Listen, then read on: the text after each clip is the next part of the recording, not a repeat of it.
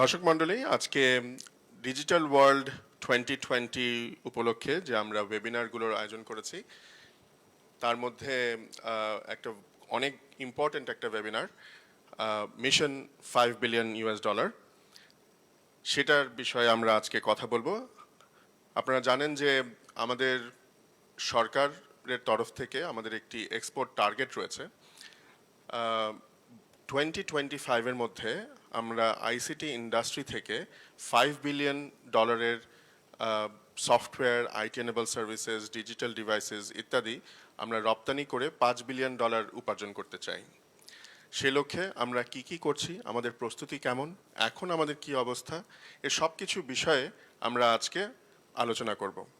আমাদের এই আলোচনায় যোগ দিয়েছেন বেশ কিছু ইম্পর্ট্যান্ট সরকার এবং প্রাইভেট ইন্ডাস্ট্রি থেকে বেশ কিছু ইম্পর্ট্যান্ট মানুষ। আমাদের সাথে চিফ গেস্ট হিসাবে, প্রধান অতিথি হিসাবে যোগ দিয়েছেন আমাদের মিনিস্ট্রি অফ কমার্সের মাননীয় সচিব ডক্টর মোহাম্মদ জাফরউদ্দিন। আপনাকে অনেক অনেক ধন্যবাদ আমাদের এখানে সময় দেওয়ার জন্য। এছাড়া আমাদের সাথে আছেন মিনিস্ট্রি অফ কমার্সের জয়েন্ট সেক্রেটারি, এক্সপোর্ট সেকশনের জনাব আব্দুর রহিম খান।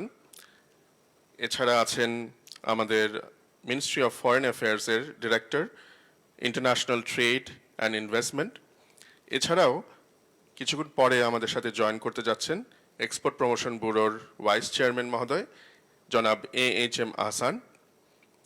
আমাদের ইন্ডাস্ট্রির পক্ষ থেকে রয়েছেন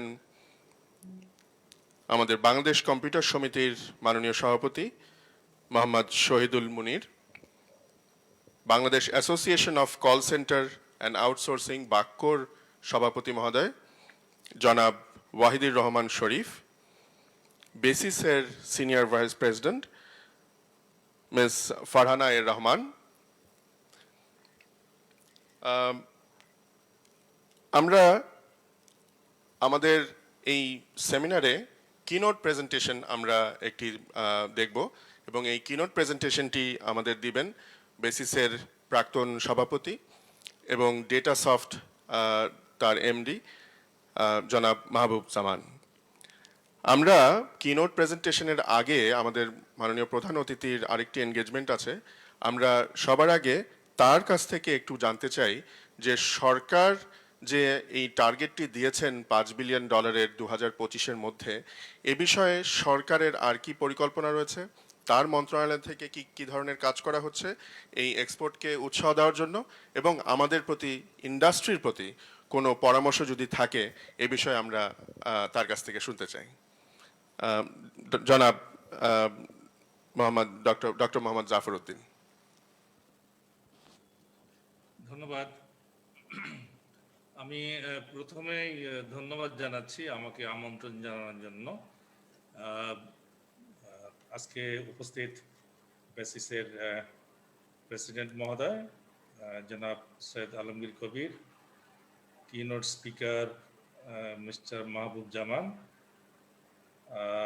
এছাড়া ভাইস প্রেসিডেন্ট আছেন মিস্টার শোয়েব আহমেদ, এছাড়া আমার সহকর্মী আছেন এবং প্যানেলিস্ট আছেন, বেশ অনেকের নাম দেখছি। আপনাদের সবাইকে ধন্যবাদ জানাচ্ছি। একই সাথে আমি একটি অ্যাপোলজি চাচ্ছি, আসলে আমার একটু অন্য ধরনের কাজ, বাসায় যেতে হবে। খুলেই বলি, আমার গিন্নির বার্থডে আজকে, তো তারপরেও ওই সারাদিন আজকে অনুষ্ঠান ছিল, গত 7 দিন সময় দিতে পারি নাই নানান কারণে। বড় অনুষ্ঠান হয়ে গেল আজকে, ভুটান বাংলাদেশ প্রথম পিটিএ সাইনিং। যাই হোক, এই জন্য একটু অ্যাপোলজি চাচ্ছি, নাহলে নর্মালি আমি অফিসে রাত পর্যন্ত থাকতে পারতাম। তবে কিনোটটা আমি পরে সংগ্রহ করে নেব, যেহেতু রহিম আছে আমার সহকর্মী, আমি তার কাছে জেনে নেবো। তা আমি লিখিত বক্তব্য যাচ্ছি না, একটু আমার সাধারণ জ্ঞান থেকেই বলি। বেসিক্যালি আমরা তো একটা চ্যালেঞ্জের মধ্যে আসছি, তো সে কোনো উপায় নেই। 24 সালের যদি আমরা একটা টাইম লাইন ধরি, তারপরে 3 বছর যদি পাই জিএসপি স্ট্যান্ডার্ড বা যে নামই হোক, তারপরে কি হবে? তারপরে তো আমাদের নিজের প্ল্যান ধারাতে হবে। আর সিঙ্গুলার আইটেমের উপর আমরা আসি, আরএনজির উপরে। হ্যাঁ, এটা ভালো করুক আমার মন্ত্রী মহোদয়, যেহেতু এই সেক্টর লিডার। আমি তো ওইভাবে কথা বলা ঠিক হবে না, বলা উচিত না। আমি চাই, আমরা সবাই চাই আরএমজিটা আরো ভালো করুক। তার সাথে পাশাপাশি আমাদের আরো যে প্রোডাক্টগুলো আছে সেগুলো ভালো করুন। এর জন্য আপনারা জানেন আমাদের একটি প্রকল্প আছে ইসি ফর জে ওয়ার্ল্ড ব্যাংকের। আমি ওটার লিটারেচার এবং প্রকল্প দলিলগুলো খুবই মানে আপনার যদি একটু সময় হয় এটা দেখে নিলে ভালো লাগবে। খুবই আর্টিকুলেটেড লিটারেচার এবং খুব ফোকাসড। 4টা সেক্টর নিয়ে কাজ করছে তারা। তার মধ্যে কি বলবো লেদার গুডস আর বোধহয় প্লাস্টিক আর হচ্ছে লাইট ইঞ্জিনিয়ারিং। এর সাথে আরো 2টা যুগ হলো, আমরা যোগ করলাম অ্যাগ্রো বেসড প্রোডাক্টগুলোর জন্য আরেকটা প্রজেক্ট, জুট বেসড প্রোডাক্টের জন্য 2টা মিলে আরেকটা প্রজেক্ট এখন চলছে, শুরু হচ্ছে। একই সাথে আমরা আবার রহিমকে দায়িত্ব দিয়েছি এবং বেসিক্যালি এটা আইসিটির উপরে একটা প্রকল্পের জন্য। তো যেটা আপনারা নিজেরাও জানেন যে কমার্শিয়াল সাইট, আবার এটা আমাদের গভর্নমেন্ট ভুল বুঝতেই হয়।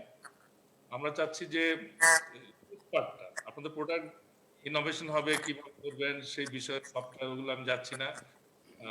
আমরা চাচ্ছি ওই পার্টটা কমার্শিয়ালাইজেশন অফ ইউর প্রোডাক্ট, সেটাকে মাথায় রেখে আমাদের 23 জন অফিসার বিভিন্ন দেশে আছে। তো এটা বিরাট আমাদের একটা এস্টাবলিশমেন্ট আছে, 23 জন অফিসার বড় বড় মিশনে, তার একটা বাজেট আছে। তো আমি তখন আপনাদেরকে বললাম ভাই আসেন না আমরা একসাথে কাজ করি, রেজাল্ট বের করি। আপনারা এই সাইডটা কমার্শিয়াল সাইডটাকে একটু আমরা করি। তো ওইভাবে আগাচ্ছি, প্রজেক্টটা বোধহয় খুব তাড়াতাড়ি আমরা নিতে পারবো, অ্যাপ্রুভ করতে পারবো। আশা করি এই যে 5 বিলিয়ন যে ল্যান্ডমার্ক অ্যাচিভমেন্ট টার্গেট, এটা তো আমার মনে হয় খুব কঠিন হবে না যদি আমরা সে ডেস্ক, ওগুলোর নাম বোধহয় আপনারা দিয়েছেন, বোধহয় ডেস্ক আইটি ডেস্ক মনে হয়, যে নামই হোক, অর্থাৎ তারা আমাদের জন্য কাজ করবে। আর প্রত্যেকটা বড় দেশে আমাদের অফিসগুলো আছে, আপনি স্টার্টিং ফ্রম ওয়াশিংটন থেকে শুরু করে প্রতিটি বড় বড় মিশনে আমাদের অফিসার আছে। এর জন্য বাজেট আছে। তারপরে যদি প্রজেক্টের মাধ্যমে আর একটা বাজেট আমরা করতে পারি, তো আমার মনে হয় একটা ভালো একটা রেজাল্ট আমরা বের করতে পারবো। তো আমার তরফ থেকে পলিসি লেভেল থেকে এইটুকুই, আমি এই বিষয়ে খুব এক্সপার্ট না, আইসিটি বিষয়ে আমার জ্ঞান খুবই কম। তো আমি পলিসি লেভেলে এইটুকু আশ্বস্ত করতে চাই, এই মানে এই কাইন্ড অফ মোটিভেশনাল টিপস, যে আপনারা দয়া করে একটু মানে ভয় পাওয়ার কোনো কারণ নেই, আমরা আছি, সরকার আপনার সাথে আছে। তো আর সরকারের সাহায্যটা দরকার। আপনারা, আমি জানি প্রাইভেট সেক্টর অনেক ক্যাপাসিটি বেড়ে গেছে, এটাও ভালো দিক। একই সাথে ওই সরকারকে সাথে নিলে ভালো। আমি নিজেও প্রাইভেট সেক্টরে 4 বছর কাজ করে এসেছি, so I have 2 lenses, 2 eyes, I can see both private sector and public sector. তো এটা থেকে আমি একটু সাহস করে বলি যে এই একা চলা যাবে না, আমরাও একা চলতে পারবো না, আপনারাও পারবেন না। কাজে আমার মনে হয় একটা গুড পার্টনারশিপ করি আমরা। আমাদের কমার্স মিনিস্ট্রিতে এখন খুব ভালো একটা টিম, আমি নাম দিয়েছি টিম কমার্স।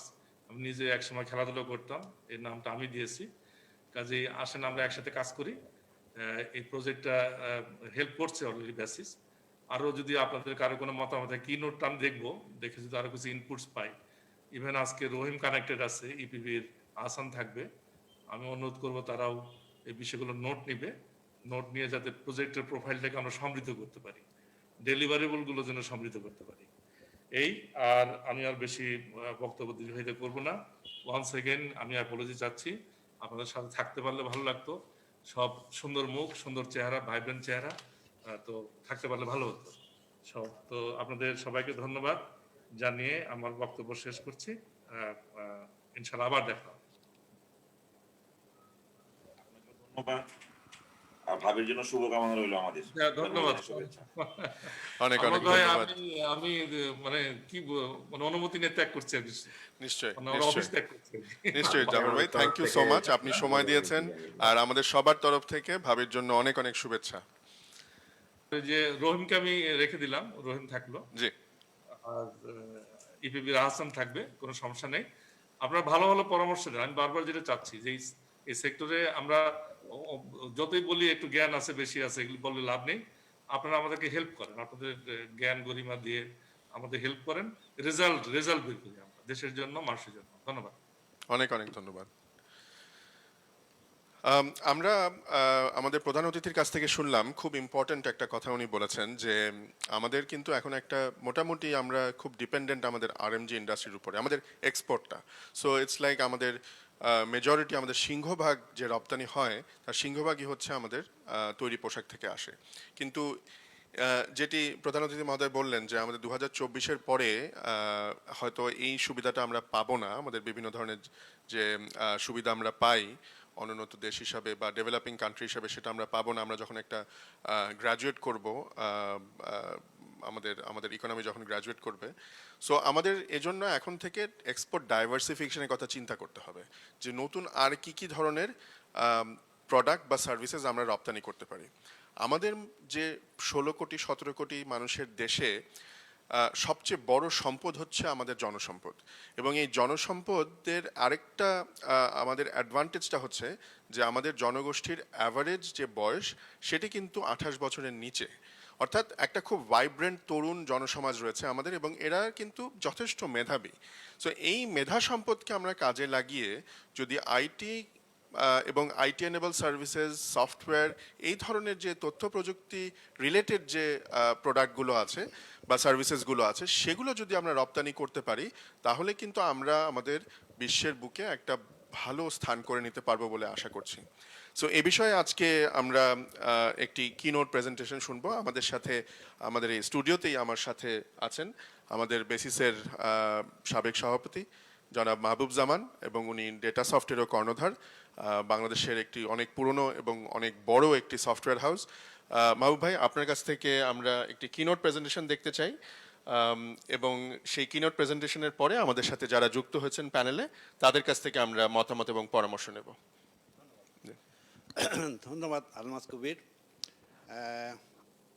মিশন $5 বিলিয়ন, আমরা এমন একটা সময়ে শুরু করতে এই কথাটা আলোচনা করছি যখন সারা বিশ্ব একটা ভয়াবহ পরিস্থিতির মধ্যে আছে।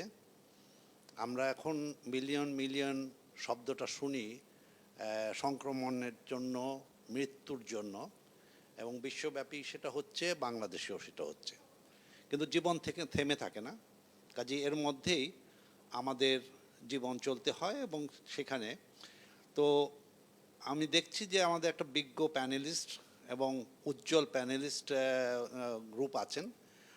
আমি কিনোটটা শুরু করতে হয় সেজন্য শুরু করছি, তারপরে প্যানেলিস্টরা এটাকে সমৃদ্ধ করবেন এবং আমরা একটা পথ খুঁজে বের করতে পারবো আশা করি। মিশন $5 বিলিয়ন, এটা বললেই মনে হয় যে এটা কী আসলে, হোয়াট ইজ অল অ্যাবাউট, এর অর্থ কী আসলে। আমরা শুনেছি যে আমাদের $1 বিলিয়ন বৎসরে আয় করতে হবে আইটি এনেবল সার্ভিসেস এবং ডিজিটাল ডিভাইস থেকে, ডিজিটাল ডিভাইস রপ্তানি থেকে। এবং 1 বিলিয়ন শুনতে যেরকম লাগে, টাকায় যখন আমি 84 দিয়ে পূরণ করি তখন ওটা হয়ে যায় 42,000 কোটি টাকা। অর্থাৎ 42-এর পরে 10টা শূন্য বসাতে হবে এই টার্গেটটা পূরণ করতে হলে, এবং সেটা কিন্তু আমাদের টার্গেট অ্যাচিভ করতে হবে, এবং এটা নিঃসন্দেহে একটা হিউজ চ্যালেঞ্জ, মানে অকল্পনীয় চ্যালেঞ্জ বলা যায়।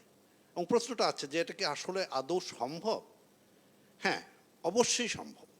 আমরা মনে করি এটা অবশ্যই সম্ভব। কিভাবে সম্ভব আসলে আমরা একটু আলোচনা করে দেখি, এবং সেজন্যই আজকের আলোচনা। আমি মাহবুব জামান, ম্যানেজিং ডিরেক্টর ডেটাসফট, এবং এই মিশনটা কেন আমরা নিলাম সেটার একটা পরিপ্রেক্ষিত আছে, কনটেক্সট আছে, এবং সেই কারণে আমি আলোচনার প্রেজেন্টেশনটাকে আউটলাইন এভাবে ঠিক করেছি যে মিশন 5 বিলিয়ন, একটা ইন্ট্রোডাকশন, তারপরে পারপাসটা কি, মেথডসটা কি, স্ট্যাটিস্টিক্যাল কিছু অ্যানালিসিস আছে, কিছু ডিসকাশনস আছে যেগুলো আমরা করছি অলরেডি, তারপরে একটা কনক্লুশন টানবো।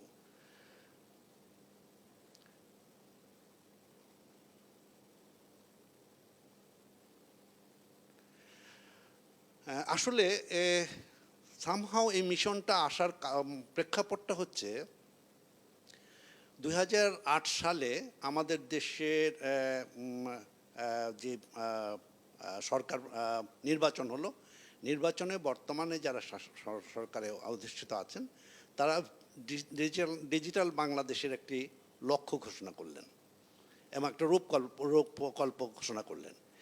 যেই সময়টা করা হলো সেই সময়টা হচ্ছে একটা ফোর্থ ইন্ডাস্ট্রিয়াল রেভলিউশন চলছে সারা বিশ্বব্যাপী। কাজেই এটা কিন্তু মিলে গেল ভিশন অফ ডিজিটাল বাংলাদেশ এবং ফোর্থ ইন্ডাস্ট্রিয়াল রেভলিউশন। এবং ফোর্থ ইন্ডাস্ট্রিয়াল রেভলিউশন আমরা যখন বলি তখন it is all about technology based on information technology, এবং তার একটা বড় অংশ হচ্ছে ইনফরমেশন টেকনোলজির এই পর্যায়টা, অর্থাৎ যখন আমরা আর্টিফিশিয়াল ইন্টেলিজেন্স বলি, আইওটি বলি, ভার্চুয়াল রিয়েলিটি বলি, অগমেন্টেড রিয়েলিটি বলি, these are all combinations of logic and mathematics. কাজেই যুক্তিশাস্ত্র এবং অঙ্কশাস্ত্র এটা হচ্ছে এটার মানে প্রতিপাদ্য বিষয় ফোর্থ ইন্ডাস্ট্রিয়াল রেভলিউশনের।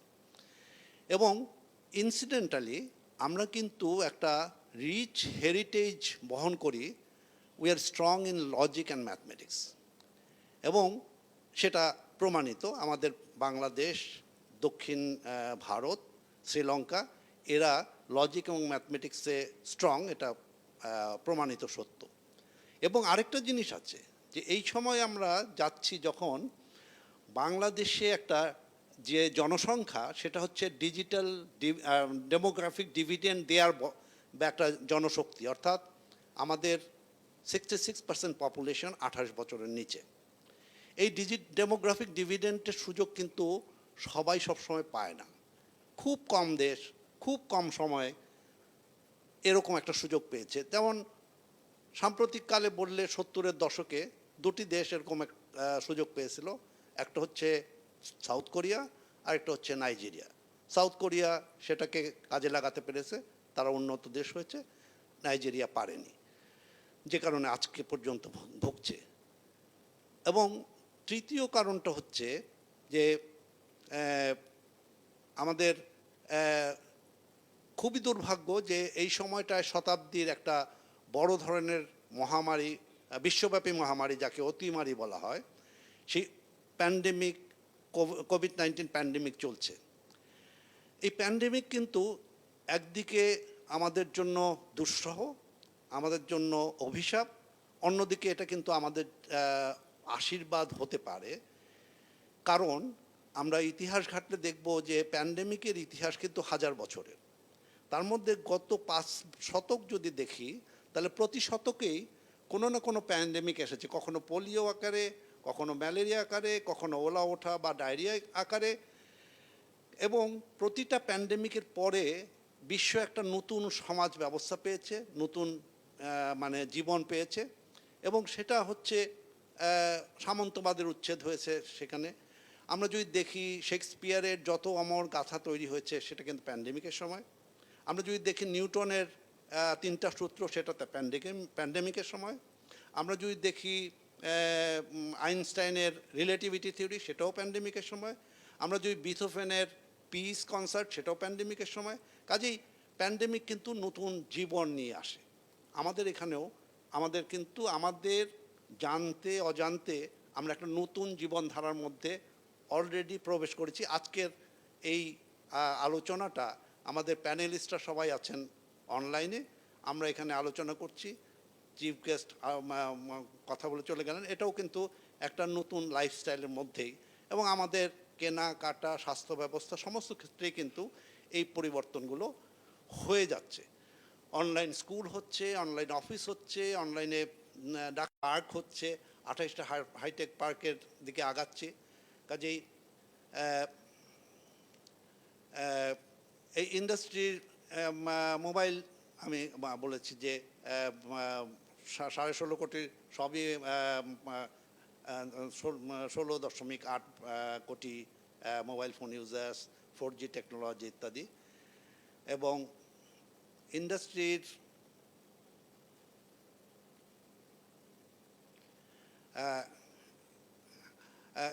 তবে এখন এবং হাইটেক পার্কে আমি বলেছি যে অনেক অনেক ধরনের সাপোর্ট তৈরি হচ্ছে, যদিও এখনও পর্যন্ত সবগুলো কমপ্লিট হয়েছে আমি বলবো না, কিন্তু হচ্ছে, এবং এগুলোর ভিত্তিতে আমরা কিন্তু একটা পরিকল্পনা করতে পারি।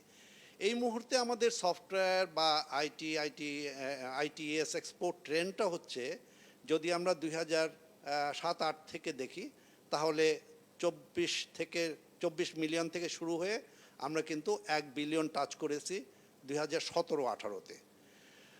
কথা কিন্তু আছে যে first billion is the toughest billion, কাজেই সেই ফার্স্ট বিলিয়নটা কিন্তু অলরেডি আমরা টাচ করেছি, এবং এইটার উপরে ভিত্তি করে যদি আমাদেরকে $5 বিলিয়ন, অর্থাৎ 42-এর পরে 10টি শূন্য যুক্ত করে টাকার অঙ্কে হিসাব করতে হয়, তাহলে একটা হিউজ রিস্ট্রাকচার করতে হবে, এবং সেটা আমরা ডিটেল কতটুকু আলোচনা করতে পারবো আমি জানি না, তবে সেটা এডুকেশন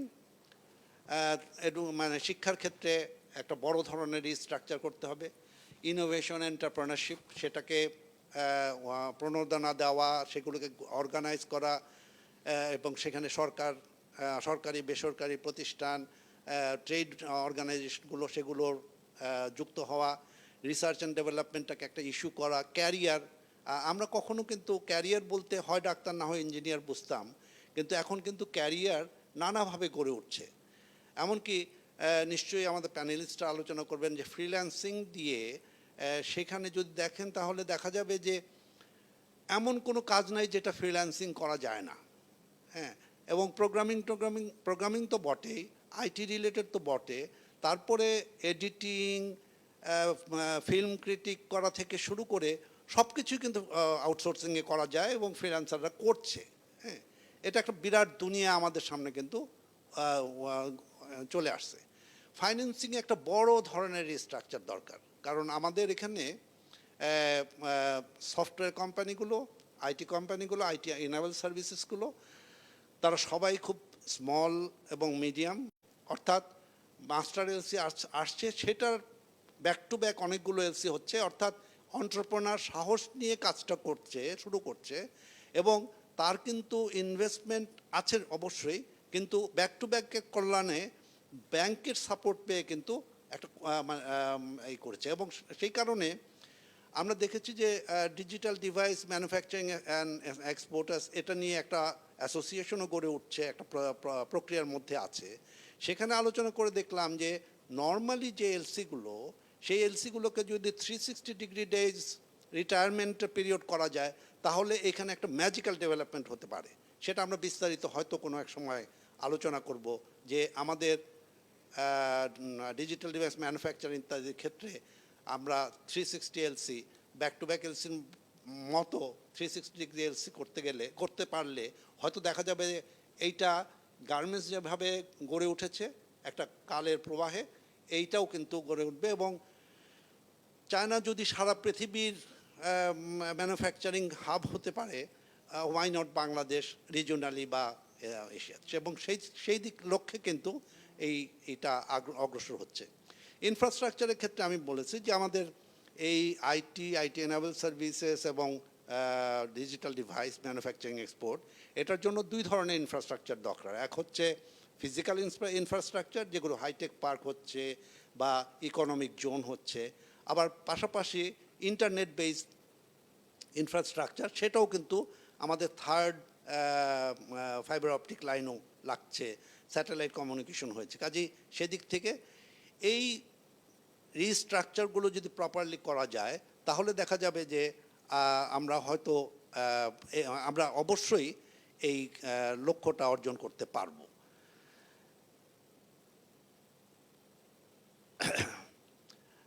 এবং এটার জন্য আমরা মনে করি যে তিনটা অ্যাকশন প্ল্যান খুবই জরুরি। যে তিনটা, একটা হচ্ছে এডুকেশন, হিউম্যান রিসোর্স, টেকনোলজি ট্রেন্ডসটাকে ফলো করা। অর্থাৎ অনেক সময় আমাদের কাছে প্রশ্নটা আসে যে আমরা কি বিজনেস ট্রেন্ডটাকে ফলো করব নাকি টেকনোলজি ট্রেন্ডসটাকে ফলো করব। আমাদের এই আইসিটি সেক্টরে আমরা দেখেছি 90-এর দশক থেকে, 90-এর দশকের শেষের দিক থেকে আমরা পার্শ্ববর্তী দেশ ভারতের ডেভেলপমেন্ট দেখেছি, সেটাকে ফলো করার চেষ্টা করেছি। কিন্তু আসলে মনে হয় যে এই টেকনোলজি ওয়ার্ল্ডে টেকনোলজি ট্রেন্ডসটাকে যদি প্রপারলি ফলো করা যায়, তাহলেই এটা এই টেকনোলজি ওয়ার্ল্ডে এক্সিলেন্সটা অর্জন করা সম্ভব। এবং সেই ক্ষেত্রে আজকে যে টেকনোলজি ট্রেন্ডসটা, এটার সাথে যদি এডুকেশনটাকে যুক্ত করতে হয়, তাহলে অবশ্যই দরকার ইউনিভার্সিটি ইন্ডাস্ট্রি কোলাবোরেশন। অর্থাৎ ইউনিভার্সিটি ফিল করবে যে তারা তাদের ছাত্রদের শেখাচ্ছে এই ইন্ডাস্ট্রির জন্য, এবং ইন্ডাস্ট্রি ফিল করবে ইউনিভার্সিটিগুলো আছে আমাদেরকে আমাদের এই টেকনোলজি ট্রেন্ডটাকে ধরার হিসাবে।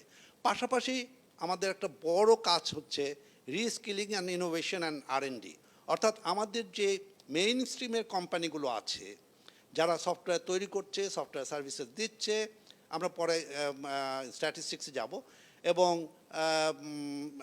পৃথিবীর প্রায় 80টা দেশে আমাদের আমাদের সার্ভিসেস দেয়া হচ্ছে। আমাদের বিভিন্ন কোম্পানি, প্রায় 236টা কোম্পানি কন্টিনিউয়াস বেসিসে এক্সপোর্ট করছে।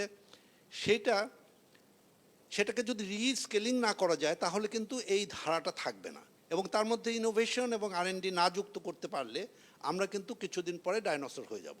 কাজেই মেইন স্ট্রিমের যে কোম্পানি, তাদের দরকার হচ্ছে রিস্কিলিং, আর ট্রেনিং নিতে হবে হচ্ছে এই টেকনোলজি ট্রেন্ডের সাথে অ্যাডাপ্টেশনের জন্য। সেকেন্ড হচ্ছে ফাইন্যান্সিংয়ে ভেঞ্চার ক্যাপিটাল,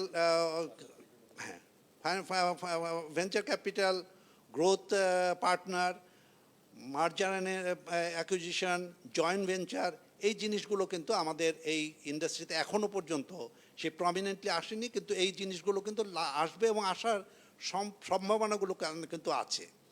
পেমেন্টের ক্ষেত্রে আজকে পর্যন্ত আমাদের কিন্তু পেপাল নাই। অর্থাৎ পেপাল না থাকার ফলে যখনই কোনো একজন ফ্রিল্যান্সার বা আউটসোর্সিং যারা করে, তারা বলে যে তোমার টাকাটা ব্যাংকের মাধ্যমে পাঠাতে হবে, সে কিন্তু 2 পা পিছিয়ে যায়। কাজেই এই রেমিটেন্স আনা এবং রিইম্বার্স করা, এইটার ক্ষেত্রে একটা বড় ধরনের চেঞ্জ দরকার, এবং ইন্ডাস্ট্রি এনভায়রনমেন্টের মধ্যে একটা পজিটিভনেস সেটা তৈরি করতে হবে। আরেকটা বড় ব্যাপার হচ্ছে যে কম্বিনেশন অফ ফরেন মিনিস্ট্রি। আমার মনে হয় যে আমি খুবই সৌভাগ্যবান আমরা যে আজকে এখানে ফরেন মিনিস্ট্রির রিপ্রেজেন্টেটিভ আছেন, আইসিটি ডিভিশন আছে, কমার্স মিনিস্ট্রি আছে, বিডা এবং এনবিআর হয়তো এরপরে জয়েন করবে। এটা কেন দরকার? এই কারণে যে গত পরশুদিন একটা মিটিং হওয়ার কথা ছিল দূতাবাসগুলোর প্রতিনিধি এবং ফরেন মিনিস্ট্রির সাথে, কিন্তু ওটা পস্টপোন হয়েছে বিশেষ কারণে। আসলে আমরা কি অফার করতে পারি আইটি এনাবেল সার্ভিস অথবা ডিজিটাল ডিভাইসে, এটাও কিন্তু আমরা খুব পরিষ্কারভাবে সবাইকে জানাতে পারিনি। কাজেই কমার্স মিনিস্ট্রির বিভিন্ন দেশে কমার্শিয়াল কাউন্সিলররা যায় কমার্স মিনিস্ট্রি থেকে, আর অ্যাম্বাসেডররা যান ফরেন মিনিস্ট্রি থেকে। কাজেই এই দুইটার কম্বিনেশন হলে, এবং তারা যখন কোয়ারিগুলো নিয়ে আসে, তখন কিন্তু আসে কেউ যদি উৎসাহী হয়ে আসে, তার ফেস করতে হয় বিডা এবং এনবিআর। কাজে এই 5টা অর্গানাইজেশনের, এই এন্টিটিগুলোর একটা collaboration, it is a must.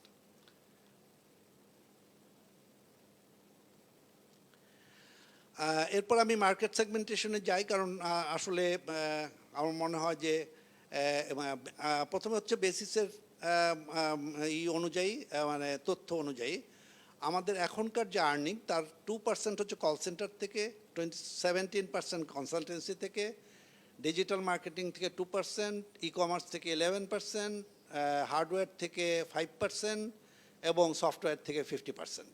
আমাদের এই 1 বিলিয়নের যে টার্গেটটা, এই সবগুলো কিন্তু চেঞ্জ করতে হবে। সেটা আমরা পরবর্তীকালে দেখব যে আসলে সফটওয়্যারের আর্নিংটা যদি 50% থেকে 70% করা যায়, হার্ডওয়্যার আর্নিং থেকে যদি 50% থেকে 60% করা যায়, তারপরে কল সেন্টার, কনসালটেন্সি, এগুলো থেকে যদি 70% ইনক্রিজ করা যায়, তাহলে we can touch the target of 5 billion.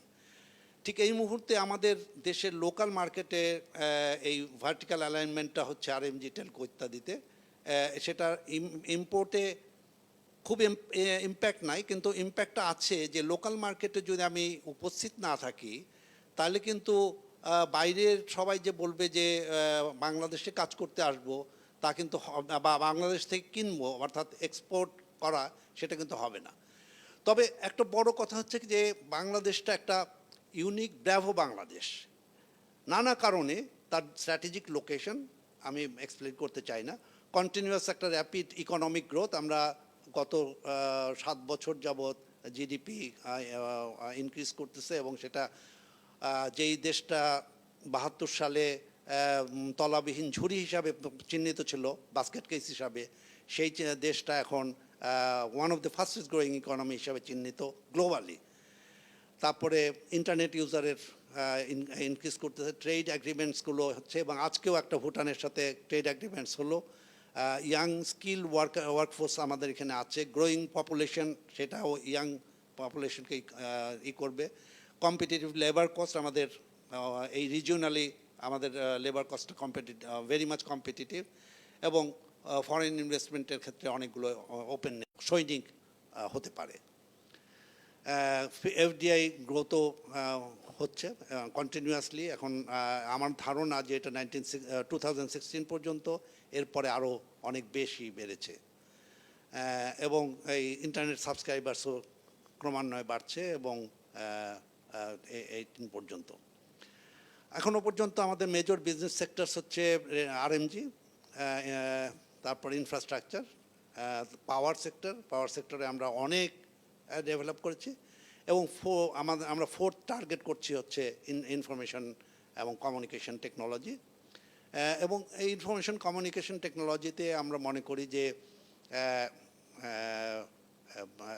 আমাদের ফিসকালি 16-17 আমরা 0.8 বিলিয়ন ছিলাম, এখন আমরা 1 বিলিয়ন টাচ করেছি, এবং ঠিক এইভাবে যদি আমরা অগ্রসর হতে পারি, আমার ধারণা যে এই মেজর চেঞ্জগুলোর স্ট্রাকচারগুলো করতে পারলে, এডুকেশনের চেঞ্জগুলো আনতে পারলে, আমরা অবশ্যই টার্গেটটা ফুলফিল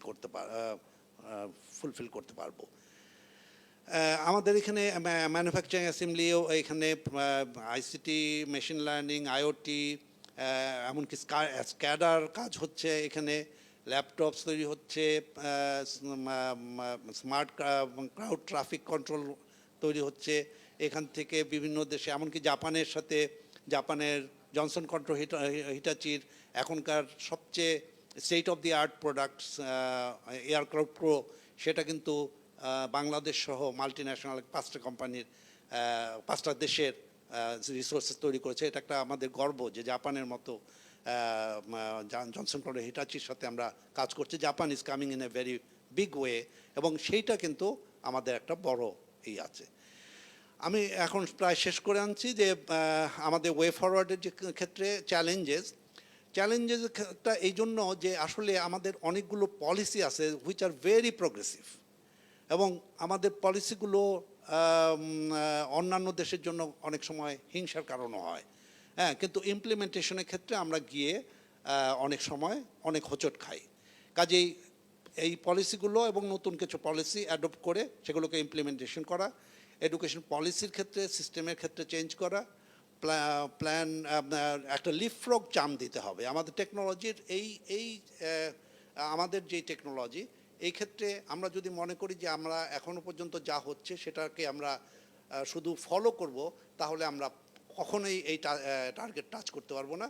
আমাদের করতে হবে যে একটা লিপফ্রগ জাম্প দিয়ে এখনকার 4th ইন্ডাস্ট্রিয়াল রেভলিউশনের ডিসরাপটিভ টেকনোলজি, এটার জন্য আমার এডুকেশন সিস্টেমকে দাঁড় করাতে হবে, আমার ইন্ডাস্ট্রিকে দাঁড় করাতে হবে, আমার ট্রেনিং মেকানিজমটাকে দাঁড় করাতে হবে, এবং তাদের জন্য প্রপার একটা ইনসেন্টিভস প্ল্যান করতে হবে, এবং ফরেন কারেন্সি মনিটরিং সেটা করতে হবে।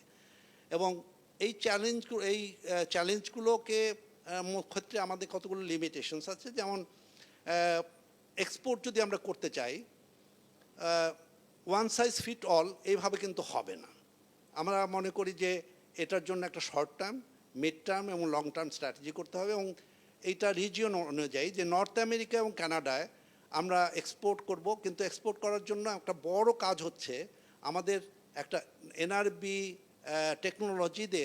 টেকনোলজিস্টদের একটা ডেটা ব্যাংক করতে হবে, এবং তাদের কাছ থেকে জানতে হবে যে তারা কে কত ঘন্টা সপ্তাহে দিতে পারে কোন টেকনোলজির জন্য, এবং সেটা খুব কনক্রিটলি, যেহেতু ফরেন মিনিস্ট্রি একজন প্রতিনিধি আছেন আমি সে কারণেই বলছি, এবং কমার্স মিনিস্ট্রি যেহেতু কমার্শিয়াল কাউন্সিলররা কমার্স মিনিস্ট্রি থেকে যায়।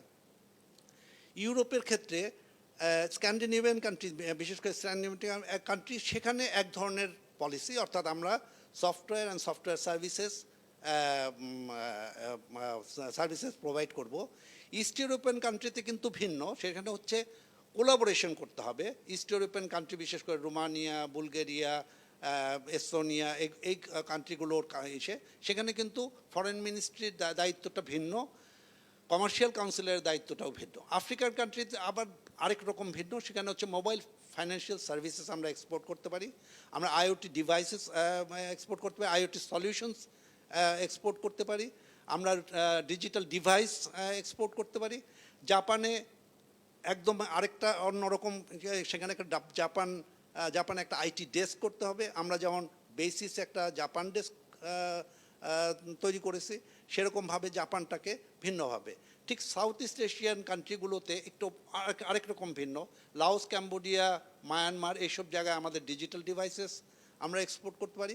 কাজে এইভাবে কিন্তু একটা মেট্রিক্স দাঁড় করাতে হবে, যেটা দিয়ে আমরা টোটাল ইকোসিস্টেমে আমরা কোন জায়গায় করতে পারি, মানে হিট করতে পারি, এবং কোন জায়গায় প্রপারলি কোনটার মার্কেট তৈরি আছে সেটাকে আমাদের করতে হবে। তবে আমি খুবই আশান্বিত যে আমাদের বর্তমান সরকার এবং সরকারের বিভিন্ন মন্ত্রণালয় তারা যেভাবে দূরদৃষ্টি সম্পন্ন, কারণ আমাদের দেশে কখনো, আমি কিন্তু মনে করি যে আমাদের দেশের রাজনীতিতেও একটা পরিবর্তন হয়েছে। রাজনীতিতে কিন্তু ভিশন মিশন এই জিনিসগুলো ছিল না। ভিশন মিশনটা ছিল কর্পোরেট এবং এনজিও ওয়ার্ল্ডের শব্দ। রাজনীতিতে কিন্তু এখন ভিশন মিশন নিয়ে আলোচনা হচ্ছে। ভিশন 2008-এ ডিজিটাল ডিভাইডেড ভিশন, শুধু তা না, 2041-এর একটা ভিশন আছে, 2030-র এসডিজির একটা ভিশন আছে, এবং এমনকি ডেল্টা প্ল্যানে 100 বছরের একটা ভিশন কিন্তু আছে।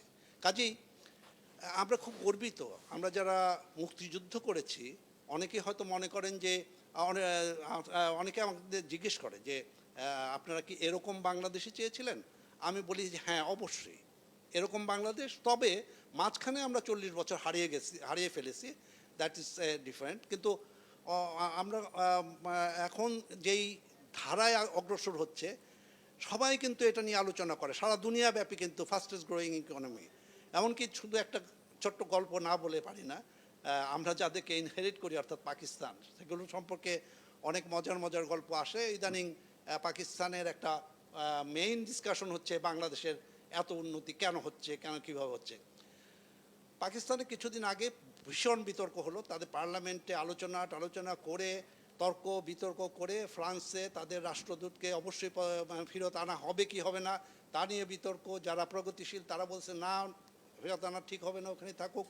অনেক বিতর্ক করে ঠিক হলো যে রাষ্ট্রদূতকে ফেরত নিয়ে আসবে। তখন জানা গেল যে 6 মাস যাবৎ ওখানে কোনো রাষ্ট্রদূতই নাই।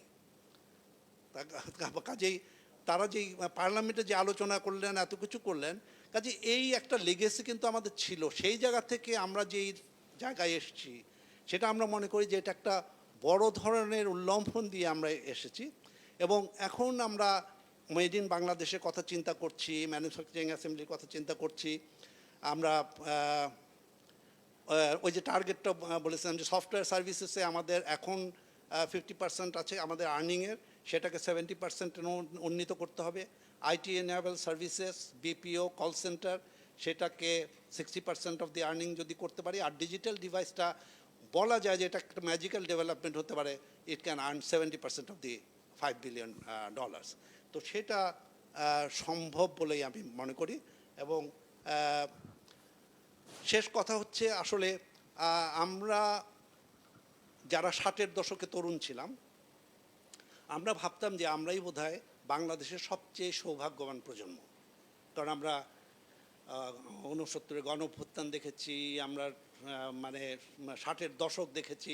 60-এর দশকটা কিন্তু শুধু বাংলাদেশের জন্য না, সারা বিশ্বের জন্য একটা একদম টোটালি ভিন্ন। এই 60-এর দশকের শুরুর আগের মুহূর্তে আমেরিকার নাকের ডগায় কিউবা সমাজতন্ত্র প্রতিষ্ঠা করলো। 60-এর দশকে এই ফ্রান্সে যুব বিদ্রোহ হলো। 60-এর দশকে বিটলস তৈরি হলো, আবার বিটলসের মানে নানা রকম হলো। সাংস্কৃতিক ক্ষেত্রে একটা বড় ধরনের পরিবর্তন হলো। এশিয়া, আফ্রিকা, ল্যাটিন আমেরিকার সমস্ত দেশগুলো মুক্তি লাভ করলো। এই আফ্রিকায় অন্ধকার থেকে আলোর জ্বলল। আমাদের বাংলাদেশ স্বাধীন হলো 71-এ। কাজেই আমরা যারা ওই দশকে তরুণ ছিলাম, আমরা মনে করতাম আমরাই বোধহয় সবচেয়ে সৌভাগ্যবান প্রজন্ম। কিন্তু এখন কিন্তু মনে হয় যে না, আমাদের চেয়ে সৌভাগ্যবান একটা প্রজন্ম আছে যারা এখন তারুণ্যে আছে। তারা একটা বিশ্বব্যাপী যে চতুর্থ শিল্প বিপ্লব তার সৈনিক হচ্ছে। কাজে আমরা ছিলাম মুক্তিযোদ্ধা, আর তারা হচ্ছে আজকের দিনের নতুন চতুর্থ শিল্প বিপ্লবের যোদ্ধা। তারাও এই প্রজন্মের মুক্তিযোদ্ধা। এটাই আমার শেষ এবং সেই মুক্তিযোদ্ধারা 5 বিলিয়ন অবশ্যই 5 বছরের মধ্যে অর্জন করবে। ধন্যবাদ। অনেক অনেক ধন্যবাদ মাহবুবুজ্জামান ভাই, আপনি একটি খুব ইনসাইটফুল একটা প্রেজেন্টেশন দিয়েছেন। এখানে বেশ কিছু আমরা তথ্য দেখেছি, শেষের দিকে আমরা কিছু পরামর্শ দেখেছি, কিছু চ্যালেঞ্জেসের কথা মাহবুবুজ্জামান ভাই বলেছেন যে আমাদের 5 বিলিয়নে রিচ করার জন্য আমাদের কি কি ধরনের প্রতিবন্ধকতা রয়েছে এবং সেগুলো আমরা কিভাবে উতরে যেতে পারি। এখন আমরা আমাদের যারা সম্মানিত প্যানেলিস্ট আছেন তাদের কাছ থেকে তাদের কথা শুনবো। প্রথমেই আমি আমাদের ইন্ডাস্ট্রির তরফ থেকে আমাদের বাক্যর সভাপতি মহোদয় জনাব ওয়াহিদ শরীফের সাথে কথা বলতে চাচ্ছি। ওয়াহিদ, আপনি আছেন আমাদের সাথে? জি জি। আমি ভাই। সো ওয়াহিদ ভাই, আমরা জানি যে বিপিও ইন্ডাস্ট্রি বাংলাদেশে কিন্তু আস্তে আস্তে খুব বেশি পপুলার হচ্ছে এবং প্রসার লাভ করছে এবং অলরেডি কিন্তু এখন বোধহয় প্রায় $500 বিলিয়ন, প্রায় $450 মিলিয়ন মতো বোধহয় এখন এক্সপোর্ট করছে।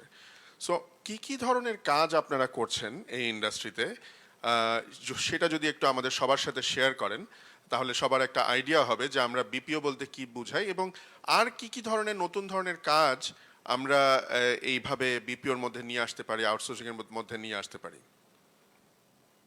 জি, থ্যাংক ইউ আলমজ ভাই, মাহবুবুজ্জামান ভাই, আসসালামু আলাইকুম, and fantastic keynote presentation and distinguished panelists. BPO তে যদি আমি ওভারঅল বিগার পিকচারে বলি, বিপিও এর মধ্যে দুটো ভাগ আছে, একটা হচ্ছে ভয়েস, নন ভয়েস। সো ভয়েসে বেসিক্যালি আসে হচ্ছে কল সেন্টার পার্ট, যেটা আমরা সবাই জানি, which is very minimum একটা 10-15% of overall BPO আমব্রেলার মধ্যে ভয়েস পার্টটা পড়ে। রেস্ট অফ দি 80-85% হচ্ছে নন ভয়েস, এবং that is actually the bigger chunk of the work, যেটার মধ্যে হচ্ছে আপনার ব্যাক অফিসের প্রসেসেস গুলো পড়ে, আপনার অ্যাকাউন্টিং আউটসোর্সিং পড়বে, লিগ্যাল আউটসোর্সিং পড়ে, এইচআর আউটসোর্সিং পড়ে, ডিজিটাল মার্কেটিং পড়ে, সোশ্যাল মিডিয়া ম্যানেজমেন্ট পড়ে, ডেটা এন্ট্রি পড়ে, ডেটা মাইগ্রেশন পড়ে, ডেটা ভ্যালিডেশন পড়ে, ডেটা সায়েন্স বা ডেটা কি বলে আপনার ডেটা নিয়ে যে কাজগুলো হয় বা ডেটা রিপোর্টিং যেগুলো হয় সেই কাজগুলো পড়ে। তো that is actually the bigger chunk. এবং আমরা অন্যান্য দেশের মতো, যেমন পার্শ্ববর্তী দেশ ভারত বা ফিলিপিনের মতো শুরু করেছিলাম আসলে কল সেন্টার দিয়ে ভয়েস পার্ট, যেটা আসলে industry, that is how everybody starts. কিন্তু আস্তে আস্তে এখন কিন্তু we are shifting towards the non voice part of it. এখন আমরা যদি দেখে থাকি যে রিসেন্টলি আমরা একটা সার্ভে করেছিলাম, সেখানে দেখা গেছে যে মানে 100টা কোম্পানি যদি বিপিও কাজ করে থাকে, তার মধ্যে অনলি 20টা কোম্পানি ভয়েস নিয়ে কাজ করছে, বাকি 80টা কোম্পানি কিন্তু আপনার ডেটা নিয়ে কাজ করছে। So we are seeing the trend, যে আমরা 10 বছর আগে যেভাবে কাজ শুরু করেছিলাম, যে তখন 90টা কোম্পানি ভয়েসে কাজ করতো, 10টা কোম্পানি ডেটা বা নন ভয়েসে কাজ করতো, এখন কিন্তু it's shifting, the trend has shifted, and it is a good sign, because that is where actually the knowledge based কাজগুলো কিন্তু নন ভয়েস সেক্টরে কিন্তু আছে, এবং ভ্যালুড কাজগুলা, হাই পেইং কাজগুলা কিন্তু নন ভয়েসে আছে। তো সেখানে আস্তে আস্তে আমরা যাচ্ছি। দেশের ভিতরে কাজগুলো ওপেন আপ হচ্ছে, সিমিলারলি নন ভয়েসের কাজগুলো অনেক, যত ডিজিটাইজেশন হবে, যত সার্ভিসেস আউটসোর্সিং হবে, তত কিন্তু এই আউটসোর্সিং এর কাজগুলা আসবে। সো আমরা এটাকে আরো এনকারেজ করছি যে গভর্নমেন্ট যাতে তার সিটিজেন সার্ভিসেস গুলা আরো বেশি করে আউটসোর্স করে, তার প্রসেসেস গুলা যাতে আরো ডিজিটাইজেশন হয়, আরো অটোমেশনে আসে, সো দ্যাট এই সার্ভিসেস গুলা কিন্তু আমাদের যারা আউটসোর্সিং আউটসোর্সিং কোম্পানিগুলো যারা আছে, তারা যাতে সার্ভিসগুলো দিতে পারে। এবং সেখানে যেটা হবে যে লোকাল যে এক্সপার্টিসটা গ্রো করবে, আমাদের ছেলে মেয়েদের মধ্যে বা কোম্পানিগুলোর মধ্যে, এই এক্সপার্টিসটা নিয়ে কিন্তু আমরা তখন গ্লোবাল এরিনাতে আমরা কম্পিট করতে পারবো, বা গ্লোবাল এরিনাতে কিন্তু আমরা যেতে পারবো রেফারেন্স পয়েন্টগুলো ইউজ করে। সো সো সেই ক্ষেত্রে আরো যেটা আমরা স্পেশালি কোভিড সিচুয়েশনে যেটা আমরা দেখেছি যে it actually encouraged or actually increased the pace of আমাদের এই স্পেশালি দ্য সার্ভিস সেক্টরে। তখন আসলে বাসা থেকে সবাইকে কাজ করতে হয়েছে, বাসা থেকে সার্ভিস নিতে হয়েছে। সো আমরা দেখেছি যে এই সিচুয়েশনে আসলে আমরা যেটা হয়তো আরো 1 বছর বা 2 বছর পরে এক্সপেক্ট করছিলাম, এটা কিন্তু এখনই এই জিনিসগুলো হয়েছে। যেমন আপনার ই হেলথ সার্ভিস বলেন বা ই লার্নিং সার্ভিস বলেন বা ই এডুকেশন বলেন, ইভেন ই কমার্সে যে ডেলিভারি সার্ভিসেস গুলা যেটা অনেক এক্সপ্যান্ড করেছে, সেইগুলোর কিন্তু ব্যাক এন্ডের সার্ভিসেস গুলা বা কাস্টমার সার্ভিস বা সাপোর্ট গুলা কিন্তু এই আউটসোর্সিং এর মাধ্যমে কিন্তু হয়েছে। So we have seen a huge increase in the BPO market, even in the local sector. জি, অনেক ধন্যবাদ। সো আমরা 2025-এ আমাদের যে টার্গেটটা রয়েছে, সেই তখন আপনাদের কি ধরনের একটা ফোরকাস্ট রয়েছে যে এখন যেমন প্রায় 400-450 মিলিয়ন ডলার আপনারা এক্সপোর্ট করছেন, ইন দ্য নেক্সট 3 ইয়ার্স আপনারা কত দূর যেতে চাচ্ছেন? আমাদের যে টার্গেটটা আমরা করছি যে we want to achieve at least from this sector at least $1 billion by 2025, and at least a million, not 1 million, 100,000 job creation in this segment. So আমরা at least কিছুটা পিছিয়ে গেছি last few years এর at least international market side থেকে, যে এই পুরো pandemic সিচুয়েশনটা পুরো ওয়ার্ল্ডকে এফেক্ট করেছে। তো ইন্টারন্যাশনাল মার্কেটে কিছুটা এফেক্ট আমাদের পড়েছে ভালোই। তো ওইটা একটু রিকভারি করে যদি আমরা আসতে পারি নেক্সট 1 ইয়ারের মধ্যে, তাহলে I think we will be very much aligned to achieve that target of $1 billion out of just for the BPO market.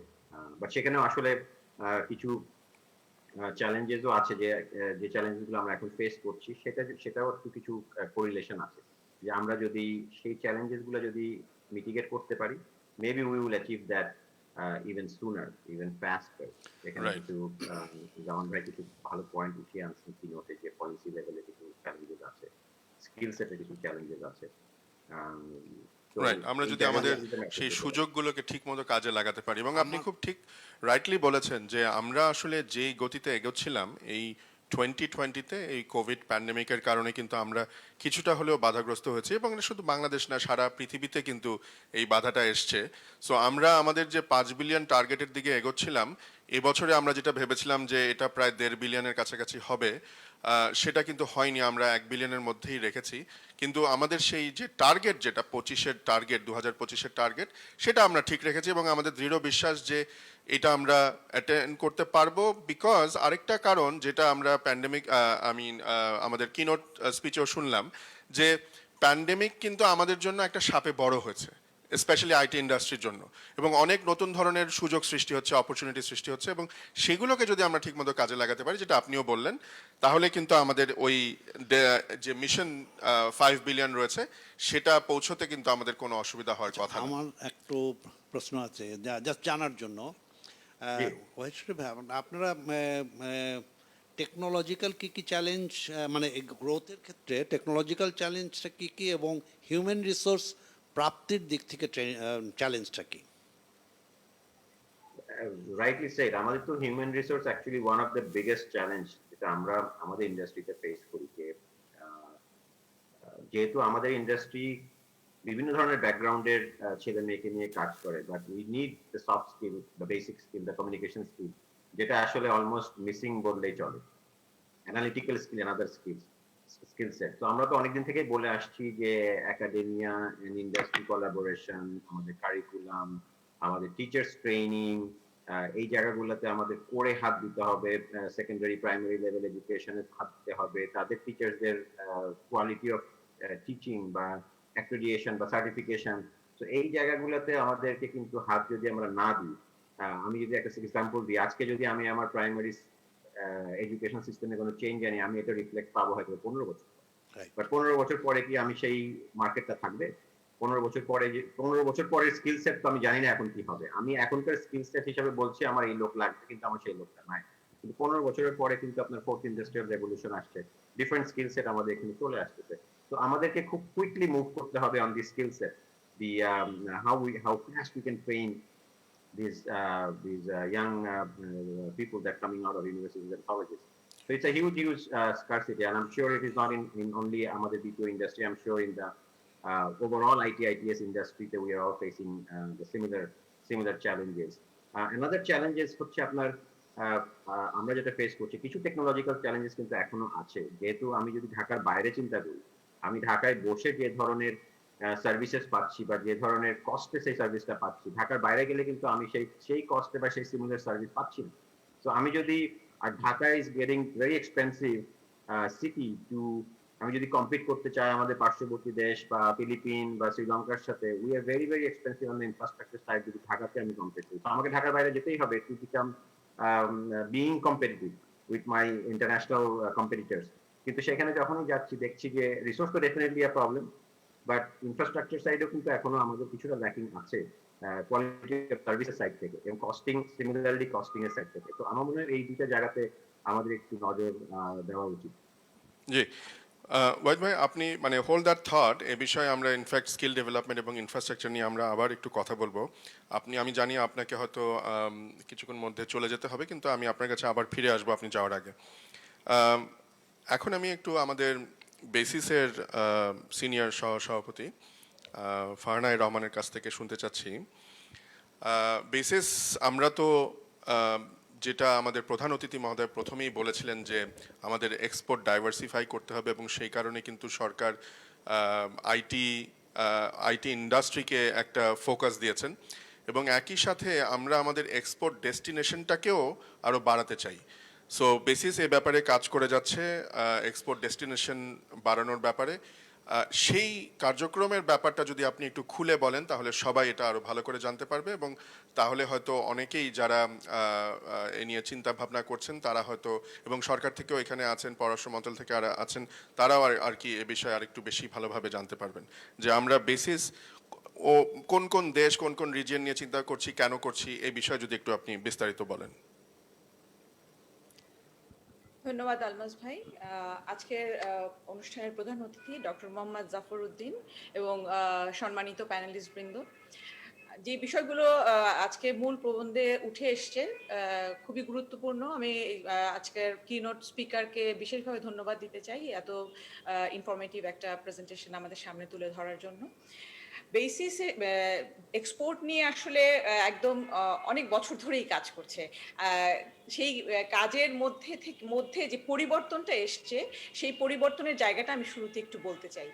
আমরা 2008-09 বা তারও আগে যখন এগুলো নিয়ে কথা বলতাম, সেই সময় আমাদের টার্মগুলো আমরা কেন বলছি, কেন আমাদের আসলে পররাষ্ট্র মন্ত্রণালয়কে আমাদের সাথে কাজ করতে হবে, কেন আমাদেরকে কমার্স মিনিস্ট্রিকে কোনভাবে সংযুক্ত করতে হবে, সেই জায়গাগুলোকে কিন্তু বুঝাতে বেশ কষ্ট হতো।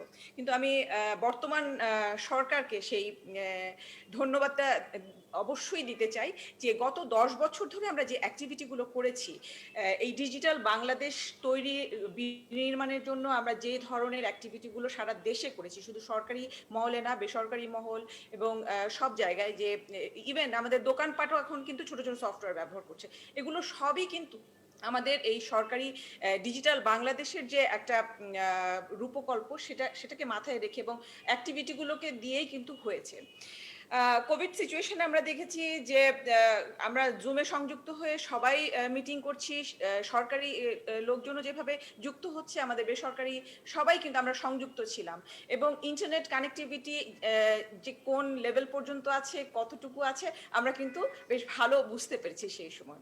আমরা এক্সপোর্টের কথা একদম স্পেসিফিক প্রশ্নের উত্তরে যদি যাই, আমি প্রথমে এই কানেক্টিভিটির জায়গাটাতে একটু বলতে চাই, যেটা ওয়াহিদ শরীফ ভাই অলরেডি বলেছেন। সেটা হচ্ছে যে ঢাকার ভিতরে আমাদের সমস্ত সব ধরনের সুযোগ সুবিধা এবং কানেক্টিভিটিটা সবচেয়ে ভালো হচ্ছে ঢাকার ভিতরে।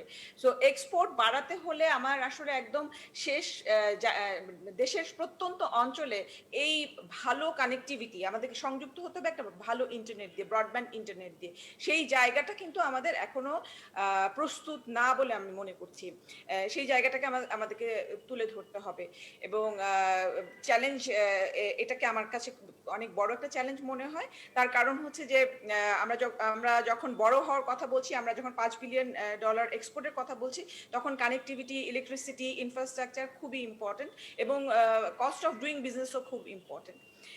স্পেসিফিক যে প্রশ্নটা আমাকে করা হয়েছে যে বেসিস কমার্স মিনিস্ট্রির সাথে মিলে আমরা যে কাজগুলো করতে চাচ্ছি এবং এগুলো আমাদের বর্তমান কাজেরই ধারাবাহিকতা।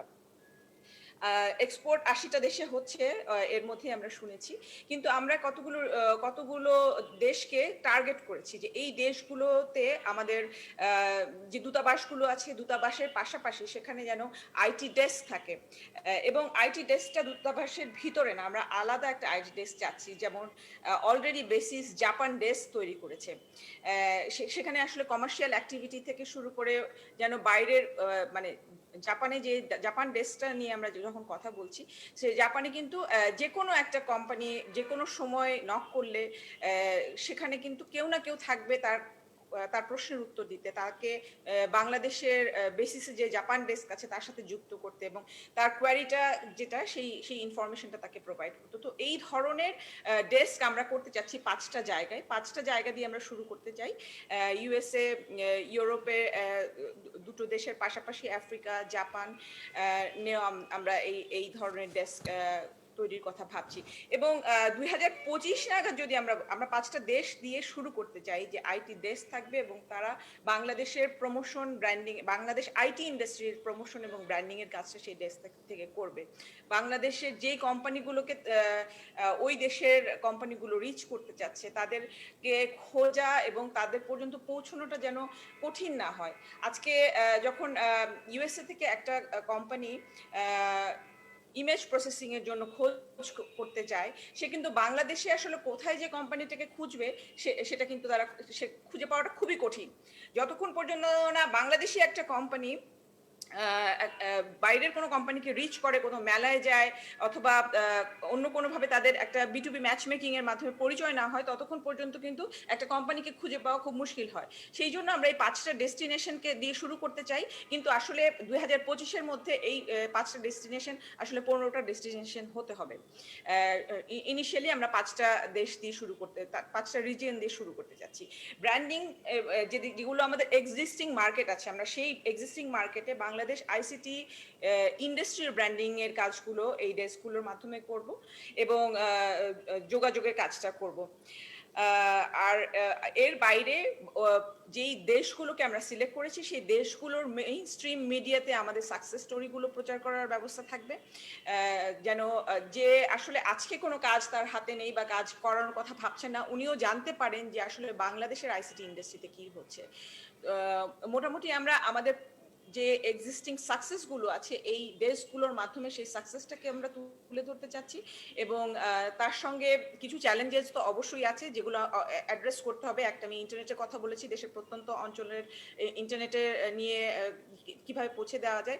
পেপ্যালের কথা এসছে, পেপ্যাল নিয়েও এই প্রজেক্টের আন্ডারে কাজ করা হচ্ছে, কারণ কোম্পানিগুলো যখন ছোট ছোট প্রোডাক্ট বিক্রি করে, স্যাস মডেলের প্রোডাক্ট বিক্রি করে, $5 $10 একটা প্রোডাক্টের দাম হয়, সেই $5 $10 কিন্তু কেউ ব্যাংক ট্রানজাকশন করে দিতে চায় না।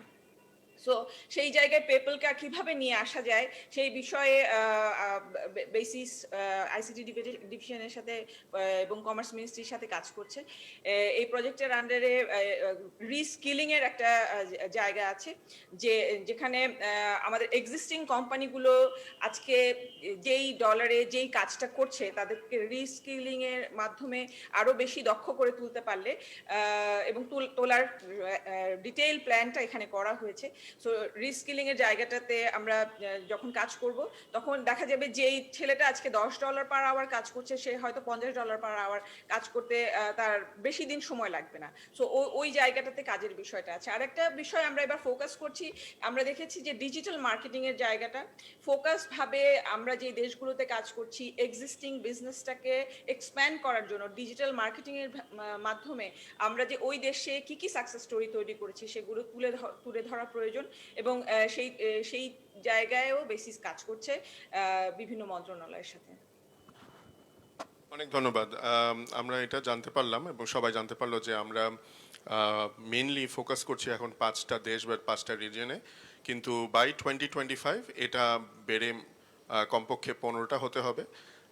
এবং আমি নিশ্চিত যে তাহলে আসলে এটা যদি আমরা সত্যি সত্যি সাকসেসফুলি করতে পারি তাহলে 5 বিলিয়ন কেন, আসলে 5 বিলিয়নটা আমরা অতিক্রম করে যেতে পারবো হয়তো 2025 এর আগেই।